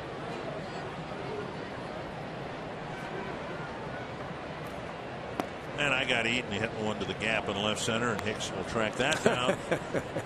And then, even though down by 5 runs, the Twins can show off their outfield defense a little bit here in the 5th inning.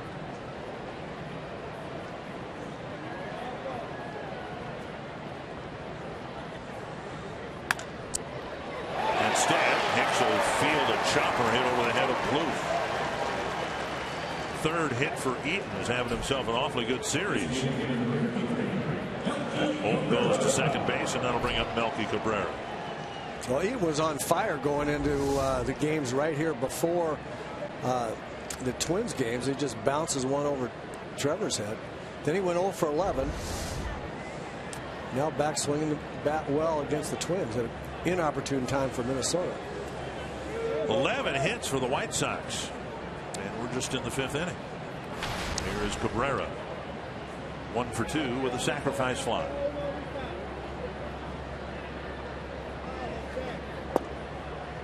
And a first pitch strike.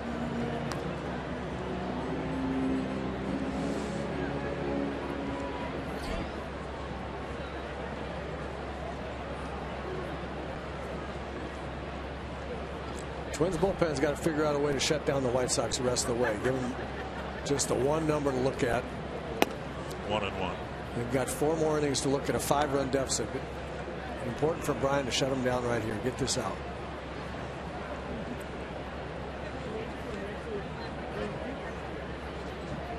White Sox have scored 7. They've also left 5 men on.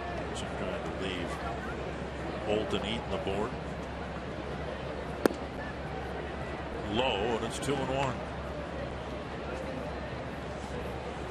Plenty of arms out there, but the Twins have already used 2 men. It looks like A.J. Ockner might be next.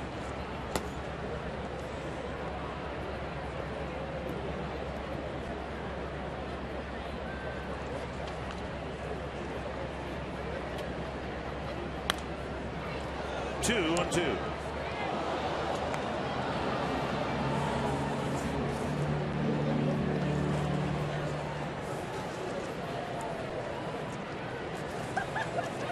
Texas still leading Oakland 1-0 in the 4th.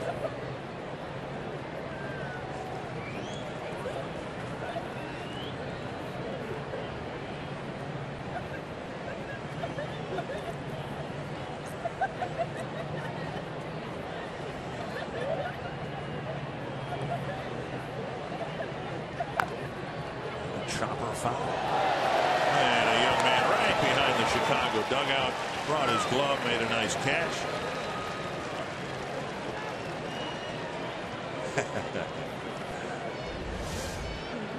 Watch this play he makes. He's all over it.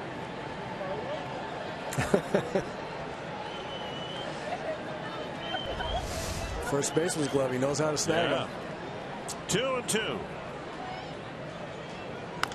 Cabrera chops one to Plouffe.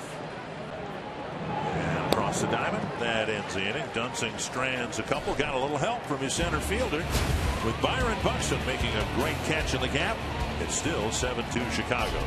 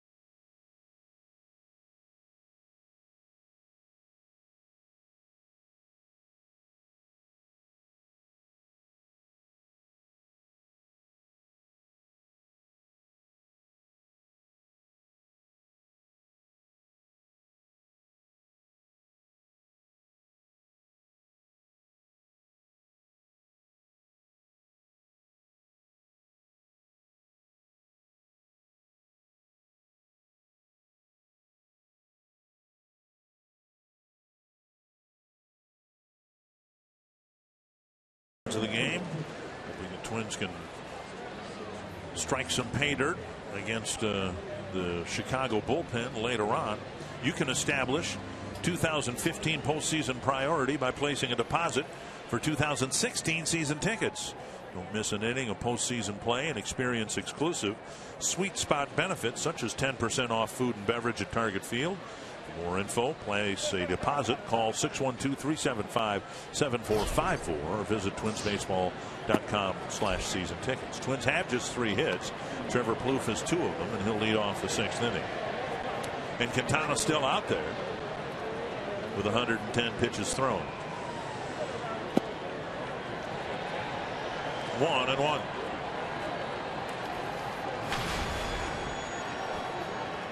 $26,065 the paid attendance tonight.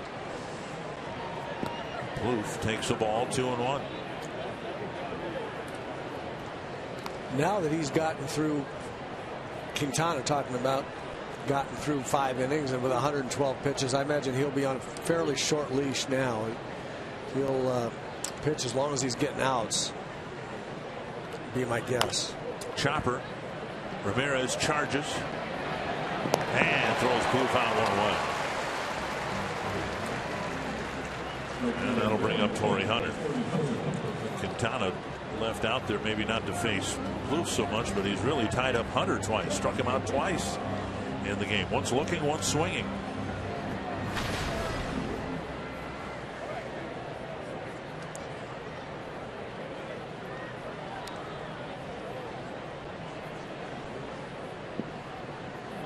Finally got some run support. Got it all in 1 inning.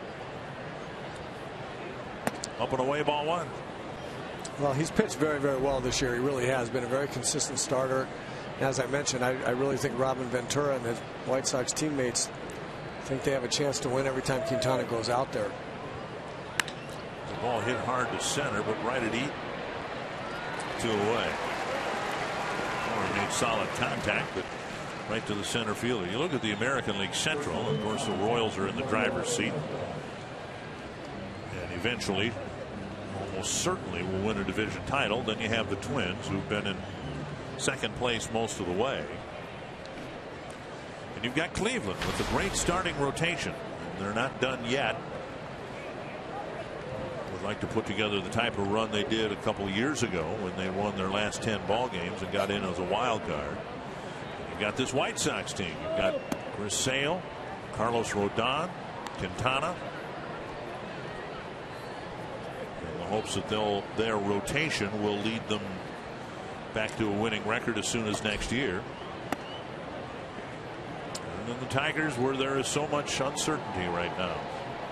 Not so much with some of the veteran players like Verlander and Cabrera, but who's going to manage the team? With Dave Dombrowski gone and rumors the liner out of the reach of Ramirez, Escobar has his first hit of the night. Rumors about Brad Ausmus's future. Escobar with some stinging fingers, but he got a base hit. He'll happily trade those bees in his hands for that base hit. They don't last too long. Base hits there for the whole season. So we look at the AL Central, and if the White Sox, to your point, are going to do anything with the rotation as it develops around Chris Sale and Quintana and Rodon, they're going to have to find some offense around Jose Abreu. This ball lifted foul. It'll reach the seats, 1 strike.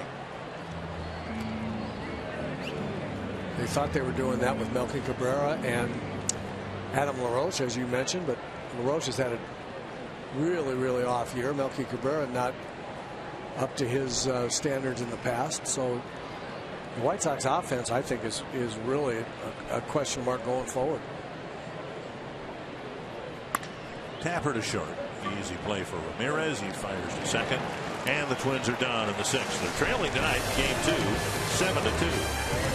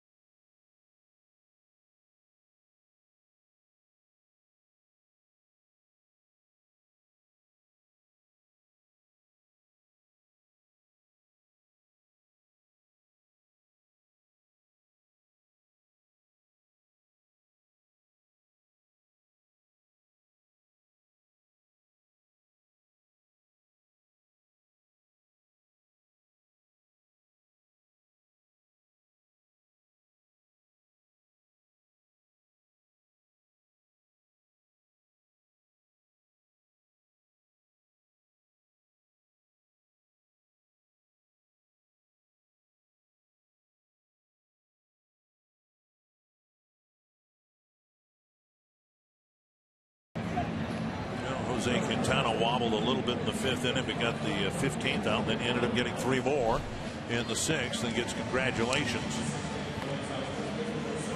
Jose Abreu and others. As promised earlier in the game, we've selected the Data Strong Fan photo of the game. You can tweet your strongest fan photo to North Data Strong Fan for a chance to be featured in an upcoming broadcast brought to you by T-Mobile. Who is that guy on the right? Mr. Blyleven will be back on the air Monday night against the Tigers after taking a little bit of a break, and it's been my pleasure again to work with Roy Smalley and Jack Morris in his absence. And Bert will rejoin the team with the team in the middle of the pennant race. This has not been a good night for the Twins. Down 7-2. Abreu will hit here in the 6th against Dunsing.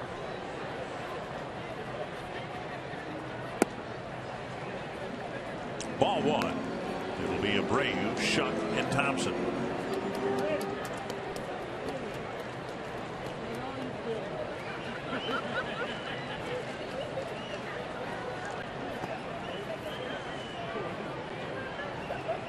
Two and zero. Abreu hitless today, and the Twins have done a really good job with Abreu this year, limiting his damage. He's hit just one of his 27 home runs against the Twins. And this is the 18th game of the year. Swing and a miss, 2-1.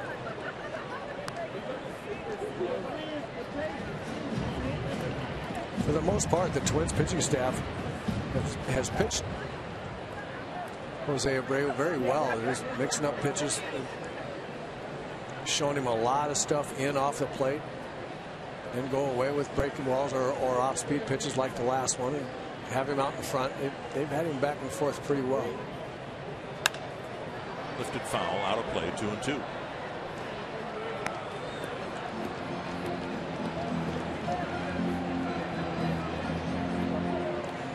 They've got some big outs against Abreu with men on base too in big situations.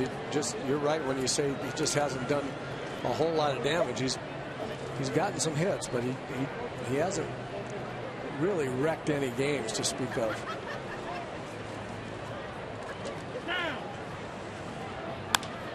It's hit to right and well. Hunter back on the edge of the track, and now on the track, reaches up, pulls it down, one away. Abreu has driven in just 2 runs against the Twins this year. So far in 18 games. Gotta believe that's another huge reason why the Twins have the record they do against the White Sox this year. Well, last year he drove in 18 runs in 19 games. Here is Shuck, entered the game in the 2nd inning defensively when Avisail Garcia left because of back spasms. Shuck walked and scored in the 7-run 4th inning.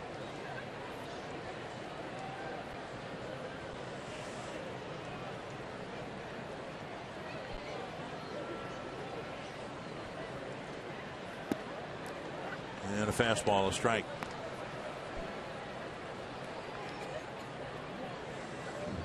Oh, and 2, and now Escobar, the shortstop, moves to the standard shortstop position. Toronto's opened up a 10-4 lead on the Yankees in the 2nd game of their doubleheader, having won the 1st game. Very high, 1-2.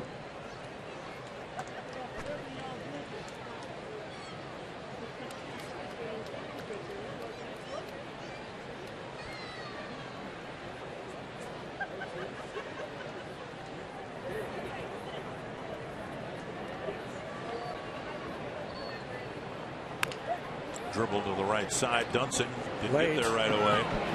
Safe at first, and now Dunsing may have turned his ankle. Looks like he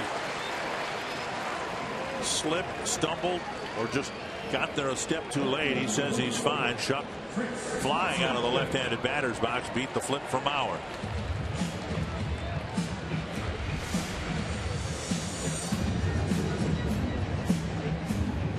Well, he was late, but it wasn't because he didn't get over there right away. The Twins are going to challenge this or not. No. See Dunsing reacting. He's going to be taken out of the game here. I think Paul Molitor just going to make a pitching change anyway with Thompson coming up. Like Shuck got there just before Dunsing did. A hit for Shuck. Dunsing leaves, no apparent injury, and he'll come out with 1 down in the 6th.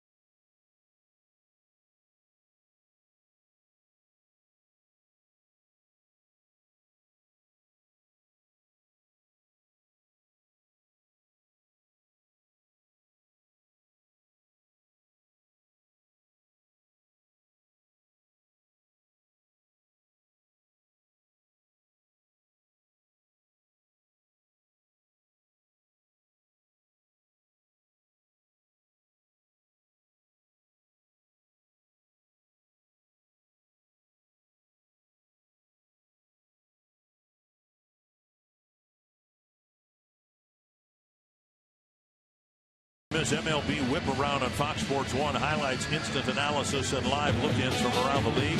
MLB Whip Around weeknights at 6 p.m. Central on Fox Sports 1 and streaming live on Fox Sports Go.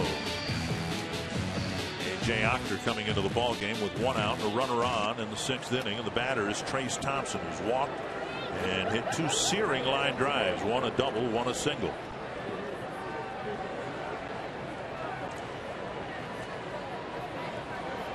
Ochter has pitched pretty well in most of his outings. There's been one that I can remember, or a couple of them that got away from a little bit, but pitched reasonably well.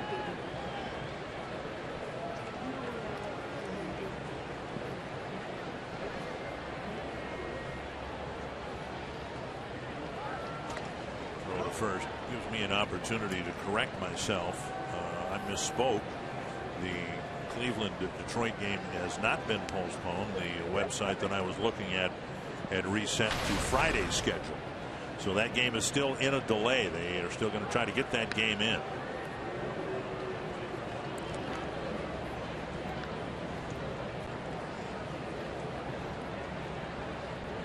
Couple throws to first.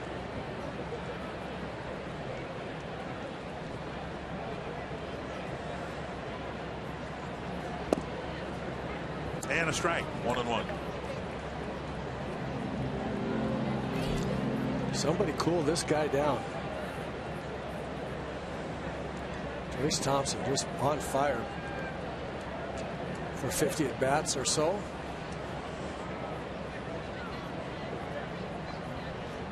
Swing and a miss, and it's not just the hits, although that's an impressive number of hits. It's the extra base pop. He's got 5 doubles, a triple, and 3 home runs and 51 at bats. As I said earlier, really good looking young athlete. Runs really well. Strong, rangy body. Good, quick bat speed. 2-2.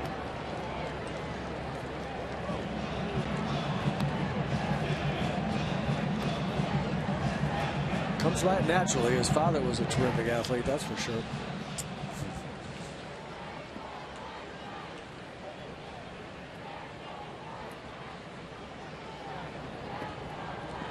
Ochter trying to keep the ball down. Tough guy to double up because he runs so well. And now 3-2. Ramirez on deck.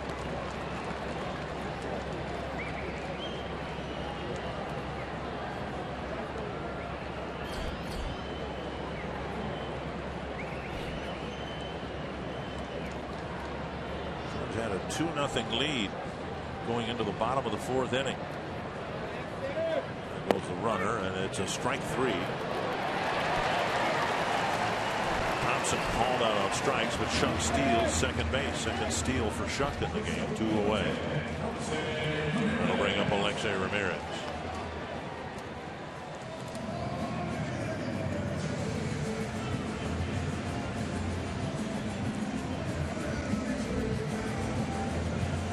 Ramirez with an RBI single, driving in the first Chicago run in the 4th, and later a run scored. A couple of ground balls sandwiching that base hit in the 4th inning. Oakland's taken a 5-1 lead over Texas in the 5th inning. Big swing and a miss. 1 strike. The Twins hanging a 5 spot up on Giovanni Gallardo in the 5th inning. Gallardo having the type of 5th inning that Tommy Malone enjoyed in the 4th. Yep.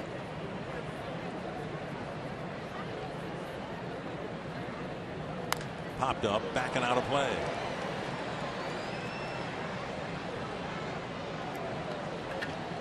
They're in a delay in Cleveland. Game that was supposed to start at the time we were supposed to start. Yeah, going to be a tough stretch for the Tigers and the Indians. They're going to play late. If they get it in tonight, they'll play it late tonight, and then 2 tomorrow. 2 of them tomorrow. 2 strikes to Ramirez, and another pop-up that'll spin back into the seats.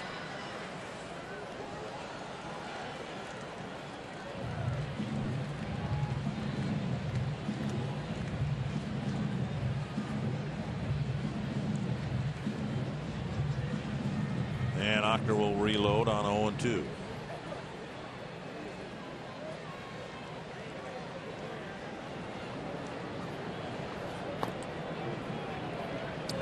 Ochner couldn't watch his former university play. They're playing right now, Michigan State and Oregon, in a big football game.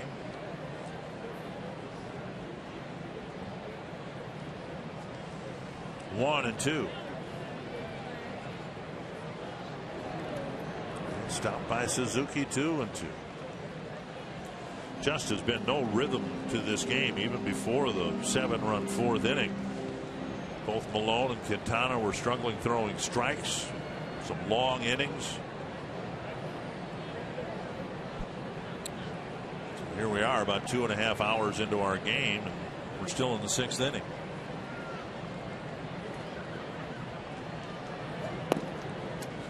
Three and two. Wow, that's a good pitch. That's the first really good pitch Ochner has made. He's struggling with his command a little bit, throwing strikes up in the strike zone and can't find the low strike zone. That was a pretty good pitch right there.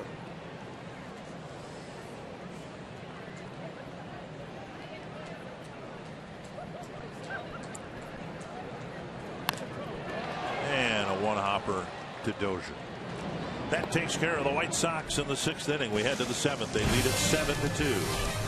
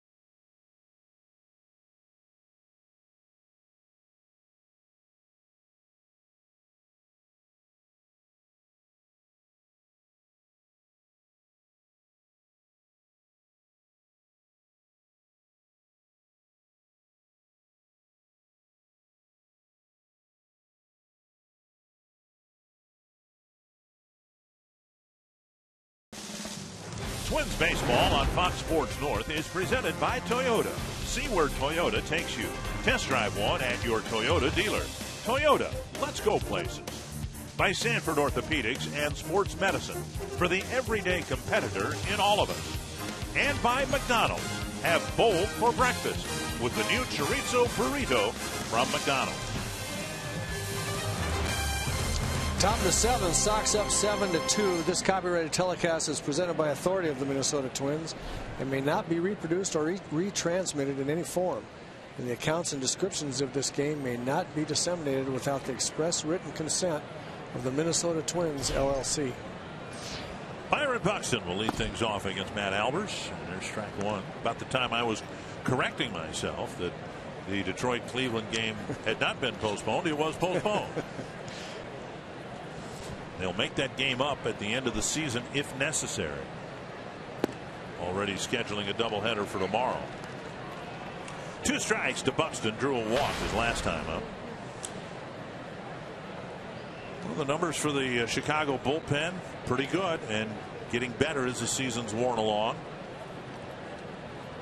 0-2 to Buxton.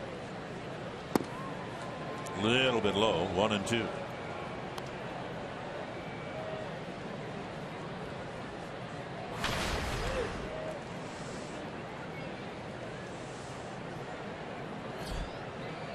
Hit a fly ball to center in the 2nd. Walked and got as far as second base in the 5th. And a strikeout, 1 down. Pretty good late sink on that fastball by Albert. Those fastballs that he was throwing to Buxton there. You watch the bottom fall out of this ball. A little side arm comes in about knee high and ends up about ankle high. Now Hicks, walk and a run scored in the first inning. Foul out and a strikeout.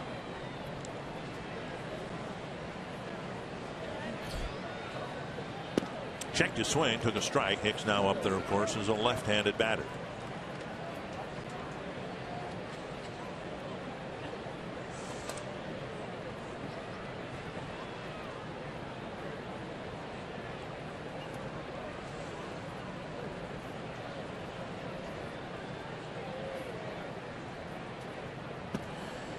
You, of course, were a switch hitter, and as I recall, you had a similar stance from one side to the other, or at least not as much of a change as we see from Hicks, who's a much busier hitter from the left side than he is from the right side. Well, you watch him flap the big end of the bat, although he's not doing it as much here. But if you watch Aaron Hicks, left-handed here, as the pitcher starts into his stride home and his arm coming toward the plate, Aaron will kind of flop the big end of the bat toward the catcher, toward the plate a little bit, and ask him why he did that. He said, I want to feel the big end of the bat. And watch him here, right, flap right there.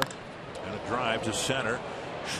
Eaton going back, and he's there for out number 2. He doesn't do that right-handed, but it's pretty well documented. We've talked about it. Everybody's talked about it. His left-handed stroke was not good in the first couple of years that he was up in the big leagues, and felt like he had to do something to get himself more aggressive, to feel the big end of the bat, and that's what he came up with. You see it right here. He'll flap toward us here with the big end of the bat, trying to get himself a little rhythm, trying to feel the big end of the bat, which is what you want to hit with. Dozier takes strike 1. He's not doing it nearly as much recently as when he first came back from AAA after hitting well over 300. I think he was hitting close to 330 down in AAA when he came up early this year. He was really exaggerating that move. And a foul, 0-2.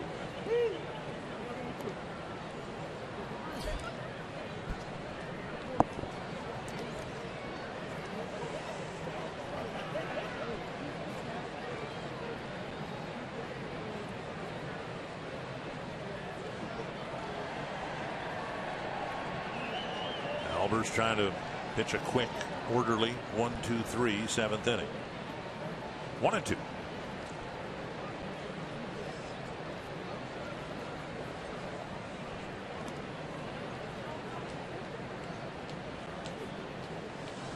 Dozier with 3 outfield flies, hit the first one pretty hard back in the first inning to Eaton.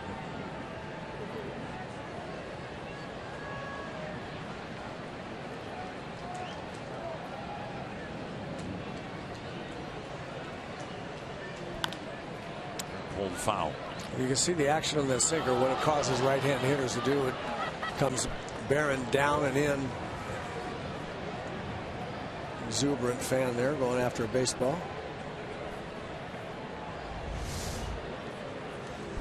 Brian chopping the ball, and man down. There's a man on the field.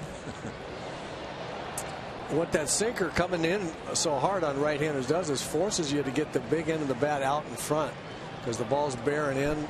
You have to hit it out in front of you to keep it off your hands.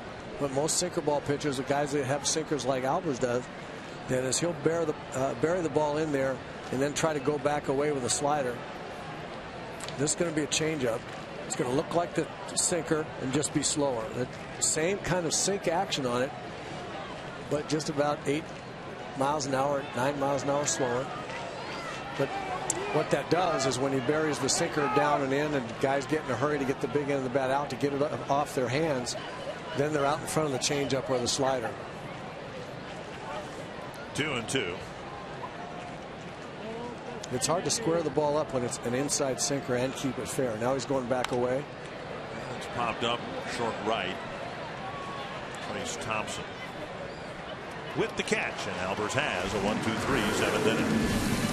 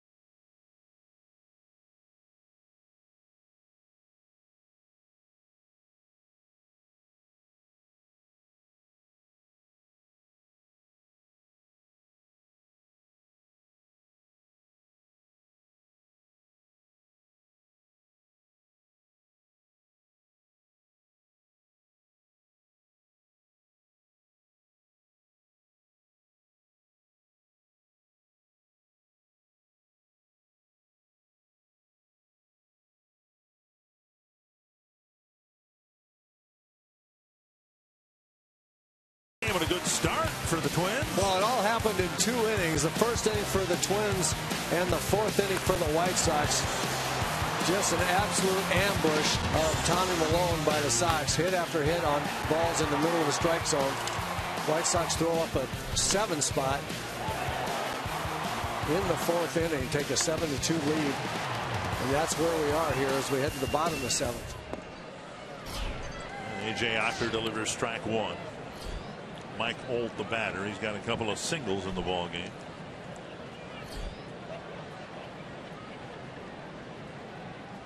Swing and a foul.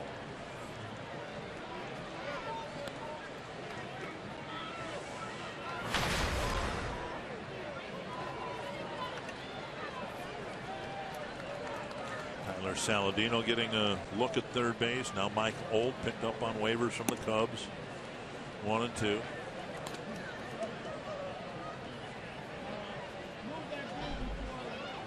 Sox have a couple of infield positions, actually 3 if you want to count the catching position, where they're unsettled.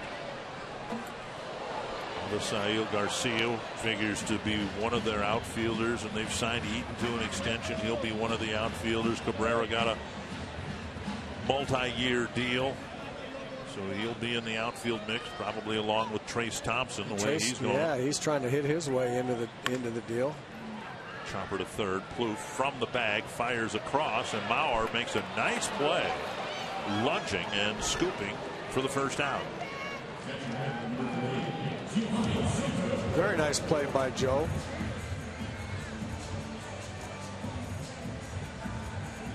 He's gotten better and better at balls in the dirt. He's very good on ground balls, and this is the very, very tough play, tough scoop. This is where a first baseman really distinguishes himself, his ability to save infielders there on balls in the dirt. Joe's gotten very good at it.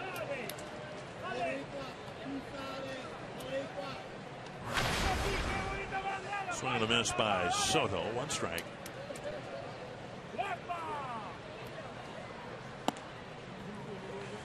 Soto reached on a error. 0 for 3. Dropped a beautiful bunt up the third baseline. Plouffe picked it up and threw up the baseline. And it looked like the throw actually hit Soto. And now he hits a liner to center with 1 out in the 7th.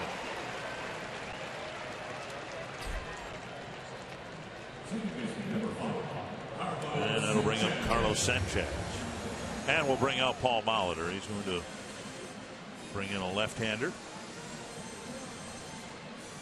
Ryan O'Rourke, I believe, has been warming up, so he'll be pitching to the White Sox here in the 7th with one gone. A.J. Ochter facing 4 men and retiring 3 of them.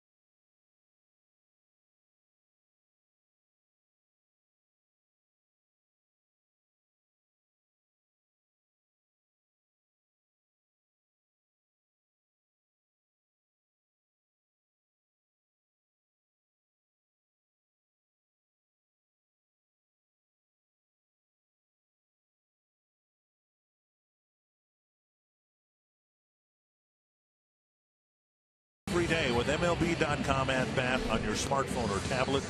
Stay connected to the Twins all season with MLB.tv Game of the Day, in-game highlights, live look-ins, replay reviews, radio broadcasts, and more. Browse the app's new features, including StatCast tracking videos and bilingual access for Spanish-speaking fans. Download MLB.com at bat, the #1 app for live baseball. And it is Ryan O'Rourke who comes in to try to get Carlos Sanchez. Sanchez, a better left-handed hitter than right-handed batter. And the first pitch chopped foul. He is, though you wouldn't know that tonight, the way he swung the bat against Tommy Malone. Right. And O'Rourke coming in for the 22nd time. Well, command's the issue for Ryan O'Rourke. If he can throw his stuff over, especially that breaking ball, he's very, very good. In back-to-back outings where he gave up 7 earned runs in an inning and 2/3 against the Yankees and the Astros. I say back-to-back, they were separated by nearly 2 weeks. But getting a chance here to try to get some outs. Yep. And for Ryan, it's just a question of being able to locate the pitches where he wants to throw them. 1 and 2.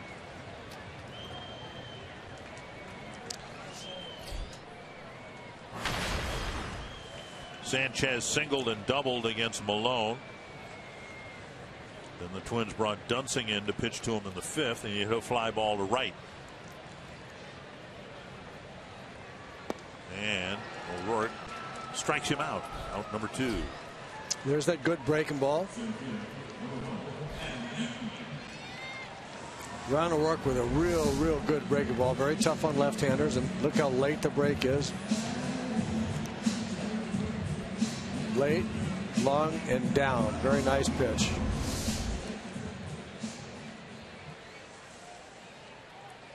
Another left-handed batter, Adam Eaton.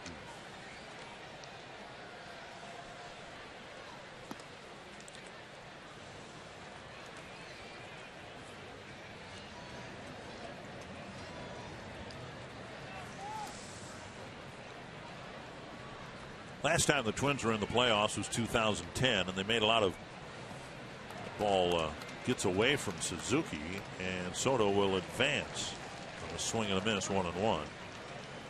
Wild pitch would be charged, I suspect, to O'Rourke.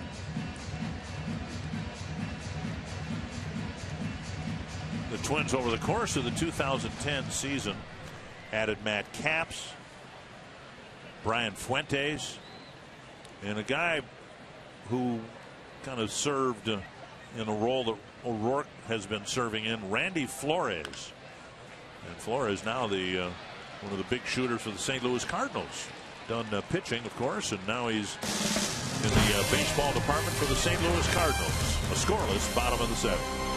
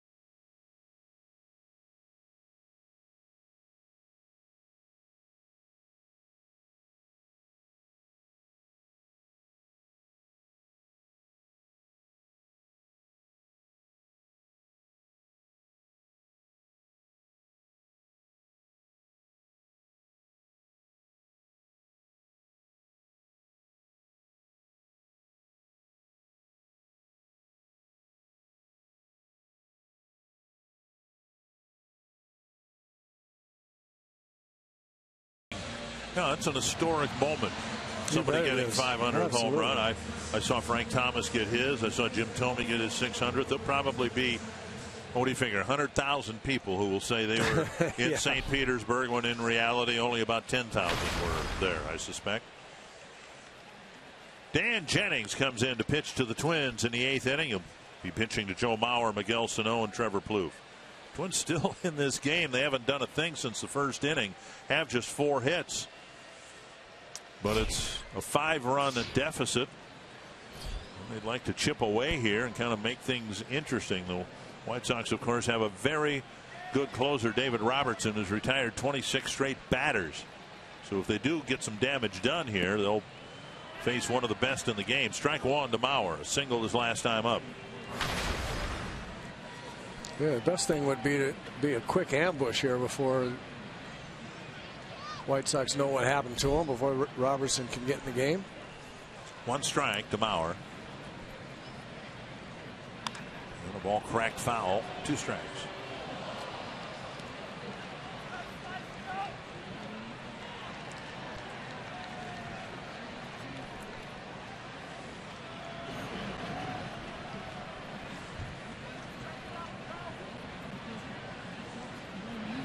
Know that tomorrow they'll face Chris Sale for the 6th time this year. And Jennings hooks one in the dirt. 1-2.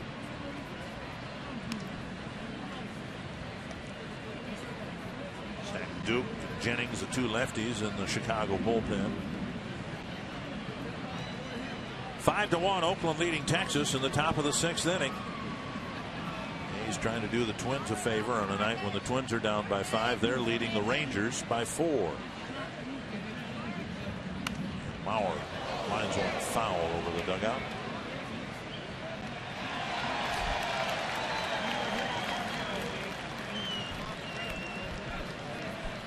Mauer using expired Groupons.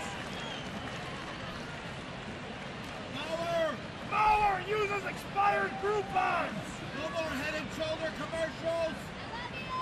1-2.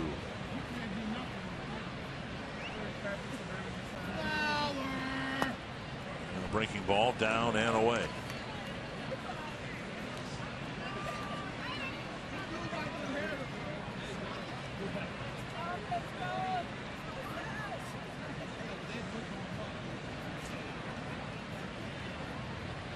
Mara thinks Ferraris are cool. Howard, there's a safety call on Razor. Ooh, a little bit low. This ball didn't miss by much. Just low.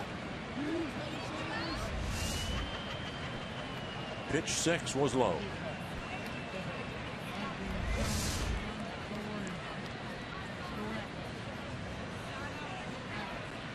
Mara cheats a monopoly.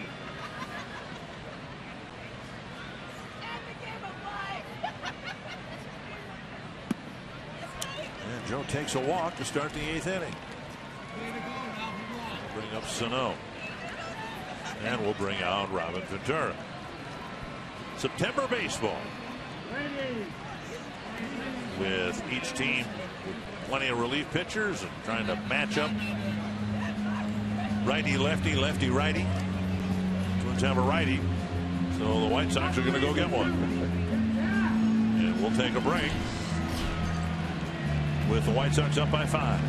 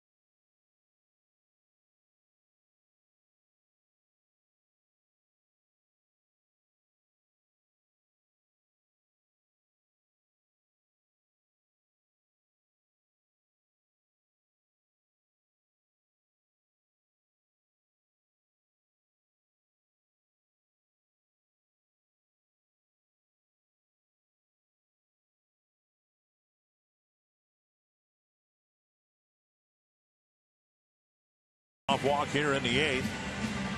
Daniel Webb, who pitched a couple innings last night, will pitch next for Chicago. Our CarSoup.com trivia question: who holds the Twins team record for most career hits against the White Sox? I'm going with Mr. Carew. Well, I always pick Rodney when it has to do with hits. Well, it's Mr. Oliva with 215. You know, that's a lot of hits in a short period of time for Tony. Wow. And Carew second on the list. Mauer third. Here's Sano against Daniel Webb. Sano tonight 0 for 2 with a first inning walk. Inside, ball 1.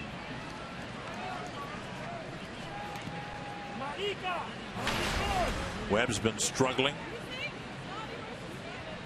5 earned runs in his last 6 1/3 innings, including a run in last night's game.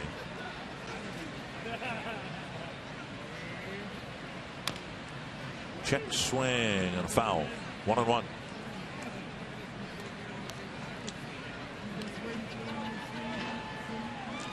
Sano just doesn't quite look quite right. He's a little anxious at the plate. His body's moving, his hands are moving a little bit early. Despite the mammoth home run he hit to win a ball game the other night, he's not quite as sharp right now as he was. Hard but foul against the tarp. 1-2.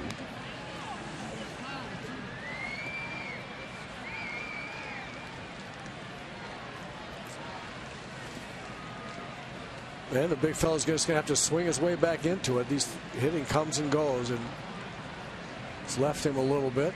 He'll hit his way back in. Soto with a nice block. 2-2.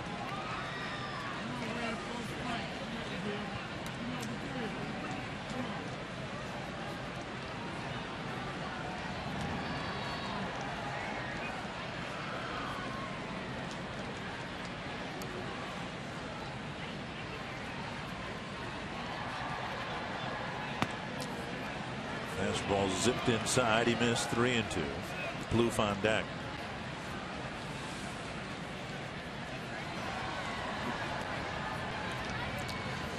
Boy, he gets to 3-2 an awful lot.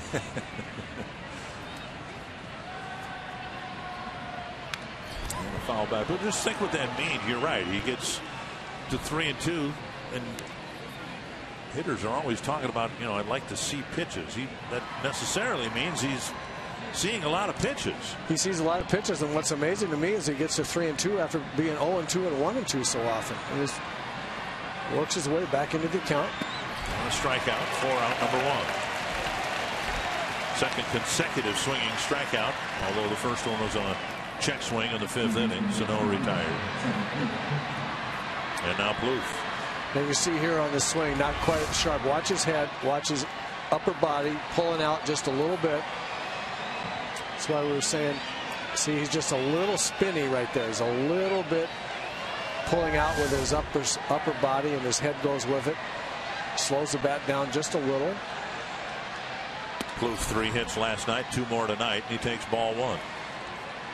That's why we said the other night, right before he hit the home run, a lot of times hitting the ball to right field helps that. He was working on that in batting practice. I'm convinced that the home run was the result of him hitting some balls to right field in batting practice, staying on the ball a little longer.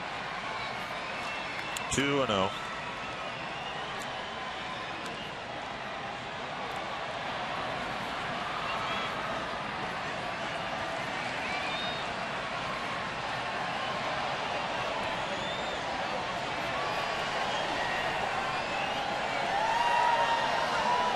And Roy Smalley's favorite, the Wave, is at U.S. Cellular Field here. Drives me crazy. 2-1.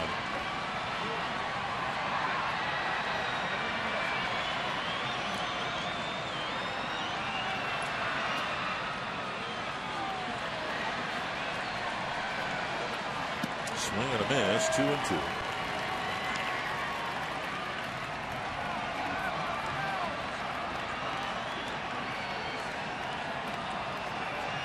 And as someone suggested when the Wave first started in the mid-'80s, if when the fans stood up, they just moved one seat to the right toward the exits, if you're going to start the Wave in the 8th inning, by the bottom of the 9th, everyone would be out of the ball. That way it would perform a function. Yeah. I like it. Everyone would leave in an orderly fashion. I like it. 3-2. Angels have a 2-0 lead over Houston. And the Astros really struggling away from home. And the Angels rather not to be forgotten about. They're just 2 games behind the Twins in the wild card standings.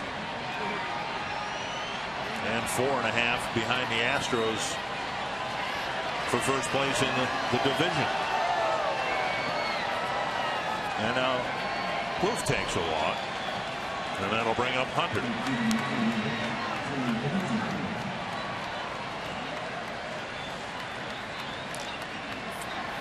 And you can see the chagrin on Robin Ventura's face. He's just trying to get through the game here, and he's had 2 relievers issue 2 walks, and the 1 out that was recorded was on a 3-2 pitch.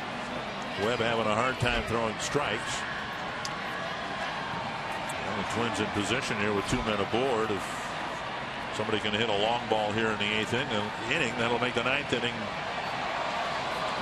pretty interesting. Well, you're alluding to it. You can only imagine what it does to managers when they've got a lead late in the game and the relief pitchers come in and start walking people and throwing a lot of balls. Your Uncle Gene Mauch at one point had dark hair, didn't he? It didn't take too many walks in the 8th inning to change that. 1 strike to Hunter. And now 2 strikes. Been a tough day for Torrey. 2 strikeouts, and then he hit the ball hard in the 6th right at Eaton in center field.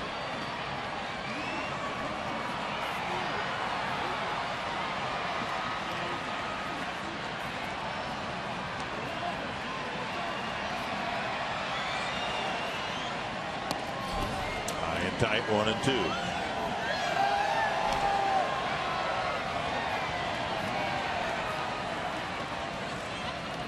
Webb will issue a walk every 2 innings pitched. That's his season average. 1-2. And now 2-2.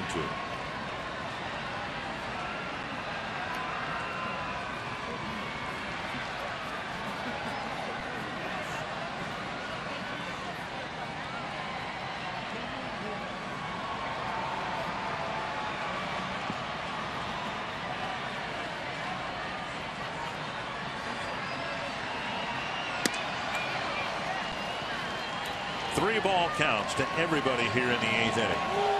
There've been 2 walks and a strikeout so far.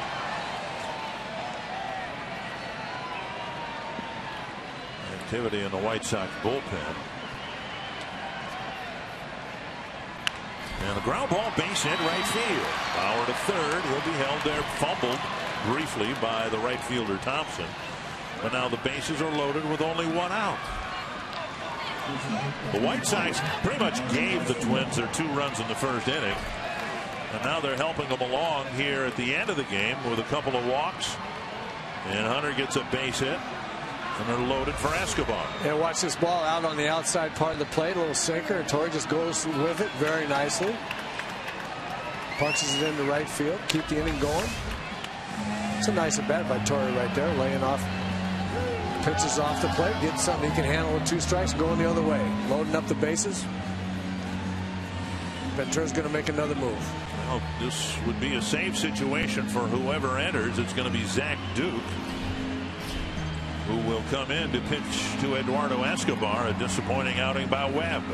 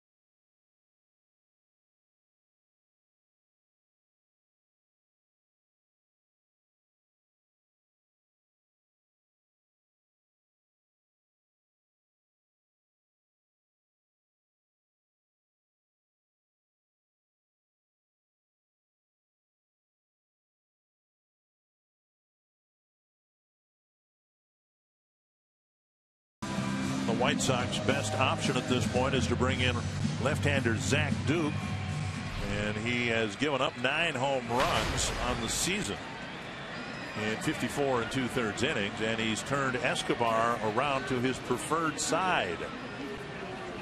The Twins with 1 swing could jump right back in the ball game. Well, Zach Duke, a strikeout pitcher. You see more strikeouts than innings pitched, but he has been vulnerable to the long ball. Double play grounder on 1 pitch. The White Sox get out of it, and the Twins load them up in the 8th but come up empty.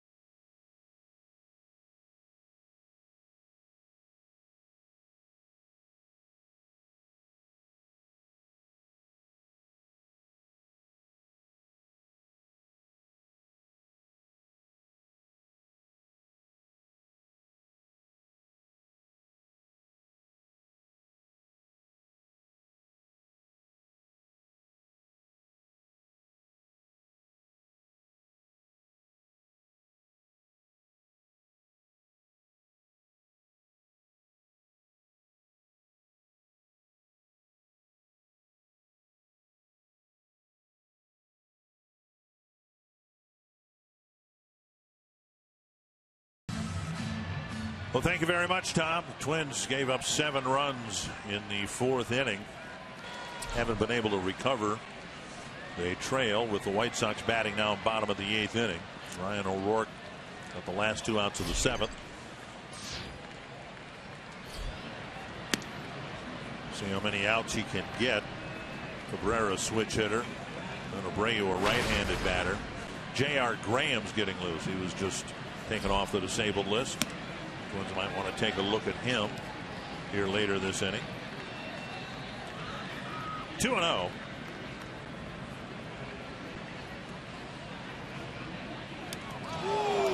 And inside, 3-0.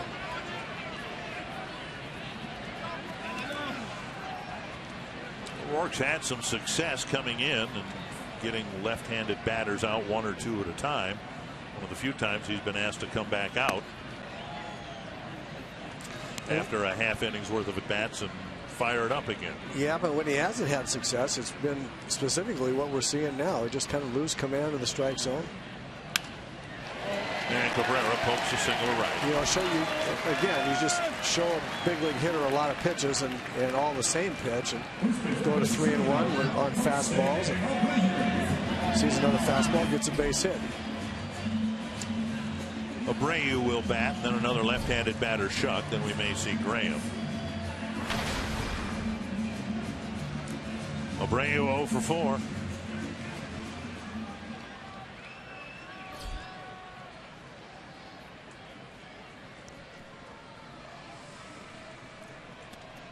When you've had the success the Twins have had against Abreu, and he's gotten his hits, but again, just the 2 runs batted in against the Twins this year. Before every series, when the pitching staff meets, they say, well, we don't want player X to beat us. Last year, this year, and for the foreseeable future, that guy for the White Sox will be Abreu. That's absolutely right.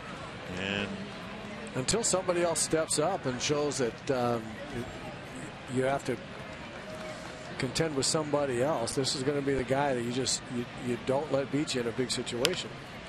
Dribbler to third. Bluth picks it up, fires on the run, and Mauer with the catch. Abreu retired, and Cabrera goes to second, 1 away. Abreu on a night when the White Sox scored 7 runs, he's 0 for 5. Trevor charges it, gets a little in between hop and flips sidearm over to Joe. Shuck hitting next. He's reached his last 2 times up. Has only had 3 plate appearances since the end of the game when Garcia left with back spasms.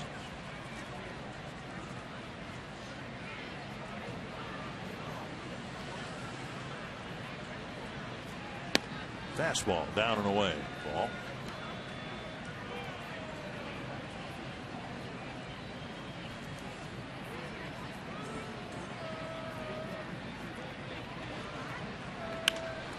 Down the line, but foul.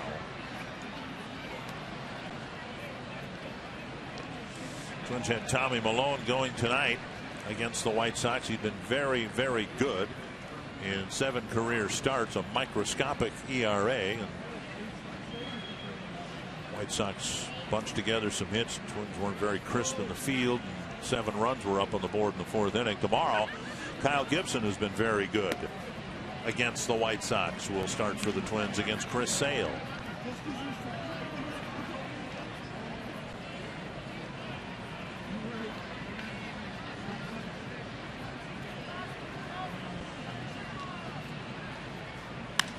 It's to left, and Hicks going back, still going back, can't make the play. It bounces into the seats. A run will score. And Hicks making his first start in left field for the big league club. And it looked like he was fooled by the depth of that fly ball. Cabrera scores from second, and now Molitor will come out to make the pitching change. Well, this is a good job of hitting by Shuck, taking the left-hander the other way. And Aaron Hicks did not take the best route on it, that's for sure. The ball sailing back over his head, behind him. And J.R. Graham will pitch next for the Twins here in the 8th inning.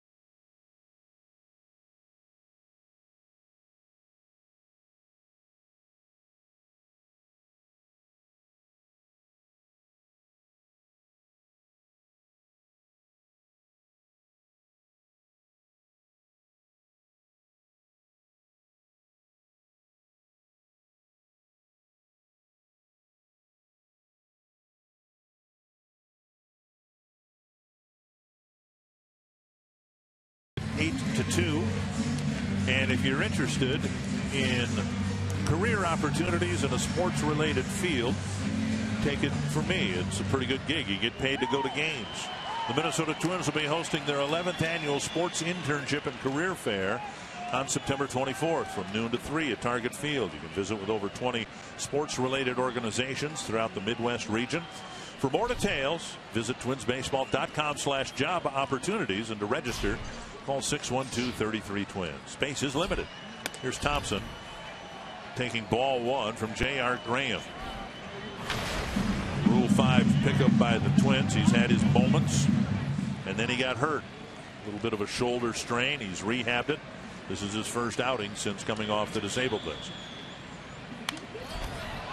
Fouled back. Graham touching 97 miles per hour. He throws it hard. He really does. He's got a good fastball. It's pretty straight. Key to that fastball will be getting his slider over. He's got a pretty good slider too, but he's got to be able to throw that one consistently. Convince hitters he can get that one over. That pitch right there. That's a pretty good pitch. Just off the plate, 2-1. Of course, the Rule 5 requirement expires at the end of the 2015 season. If Graham's going to be on the Twins team next year, he needs to earn his way aboard and earn a spot and keep it. Brian Presley went through that a couple of years ago, and Presley's been back and forth. And of course, his season's done with some shoulder issues of his own. 2-1. High fly to left, playable for Hicks. And that's out number 2. And it'll bring up Alexei Ramirez. You know, you've got a lot of great baseball remaining this year, 21 games after today, but you look at the candidates out there, and it'll be an interesting situation next year in the Twins bullpen. Michael Tonkin with the ball club. He throws in the mid-90s. Presley, the hope is he'll come back. He'll throw in the mid-90s. You got Graham, May, if he's not a starter. Nubb back to the mound, and Graham's first return to the mound after the stint on the disabled list is a successful one. He gets 2 outs quickly in the 8th.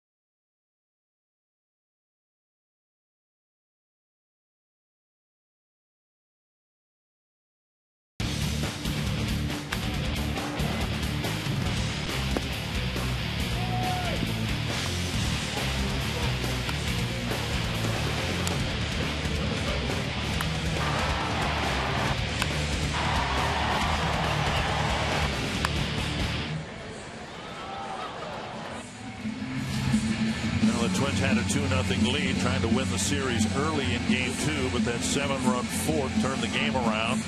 Twins haven't scored since the White Sox pretty much handed them 2 runs.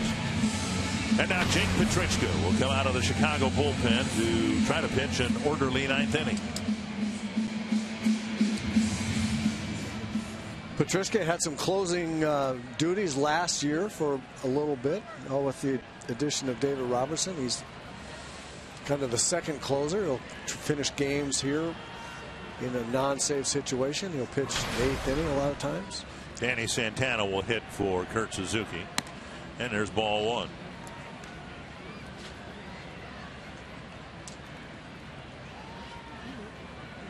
Santana. And then Rosario is in the on-deck circle. He might hit for Buxton. Oh, fires and gets Santana one away.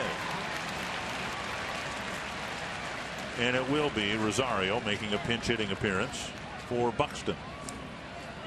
Buxton 0 for 2 with a walk.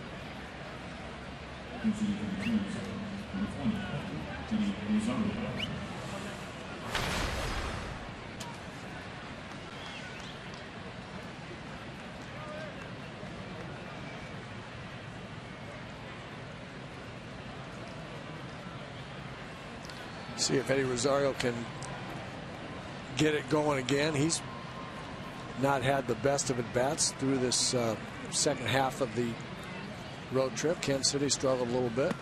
Swing and a miss. Yeah, everything was fine until September. And Rosario asked to do something that sometimes minor leaguers aren't exposed to, that extra month of baseball games in September. Swing and a miss, 0-2.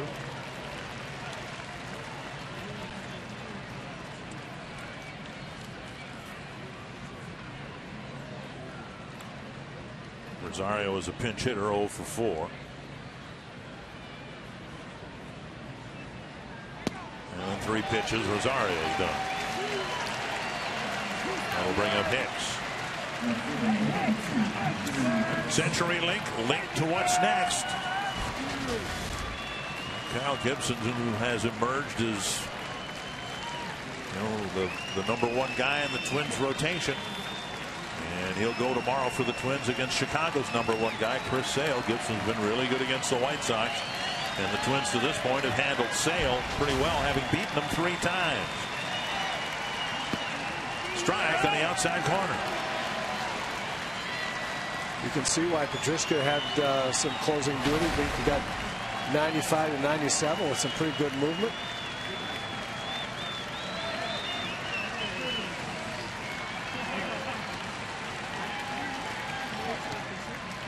Just off the corner, and it's 1-1. Yeah, that's a hard sink right there.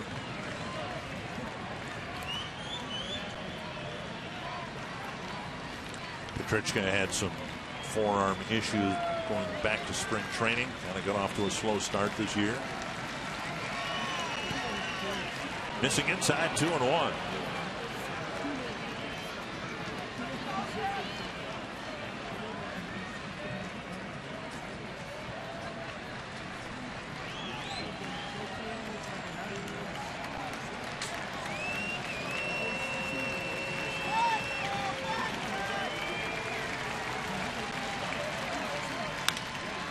High fly to left.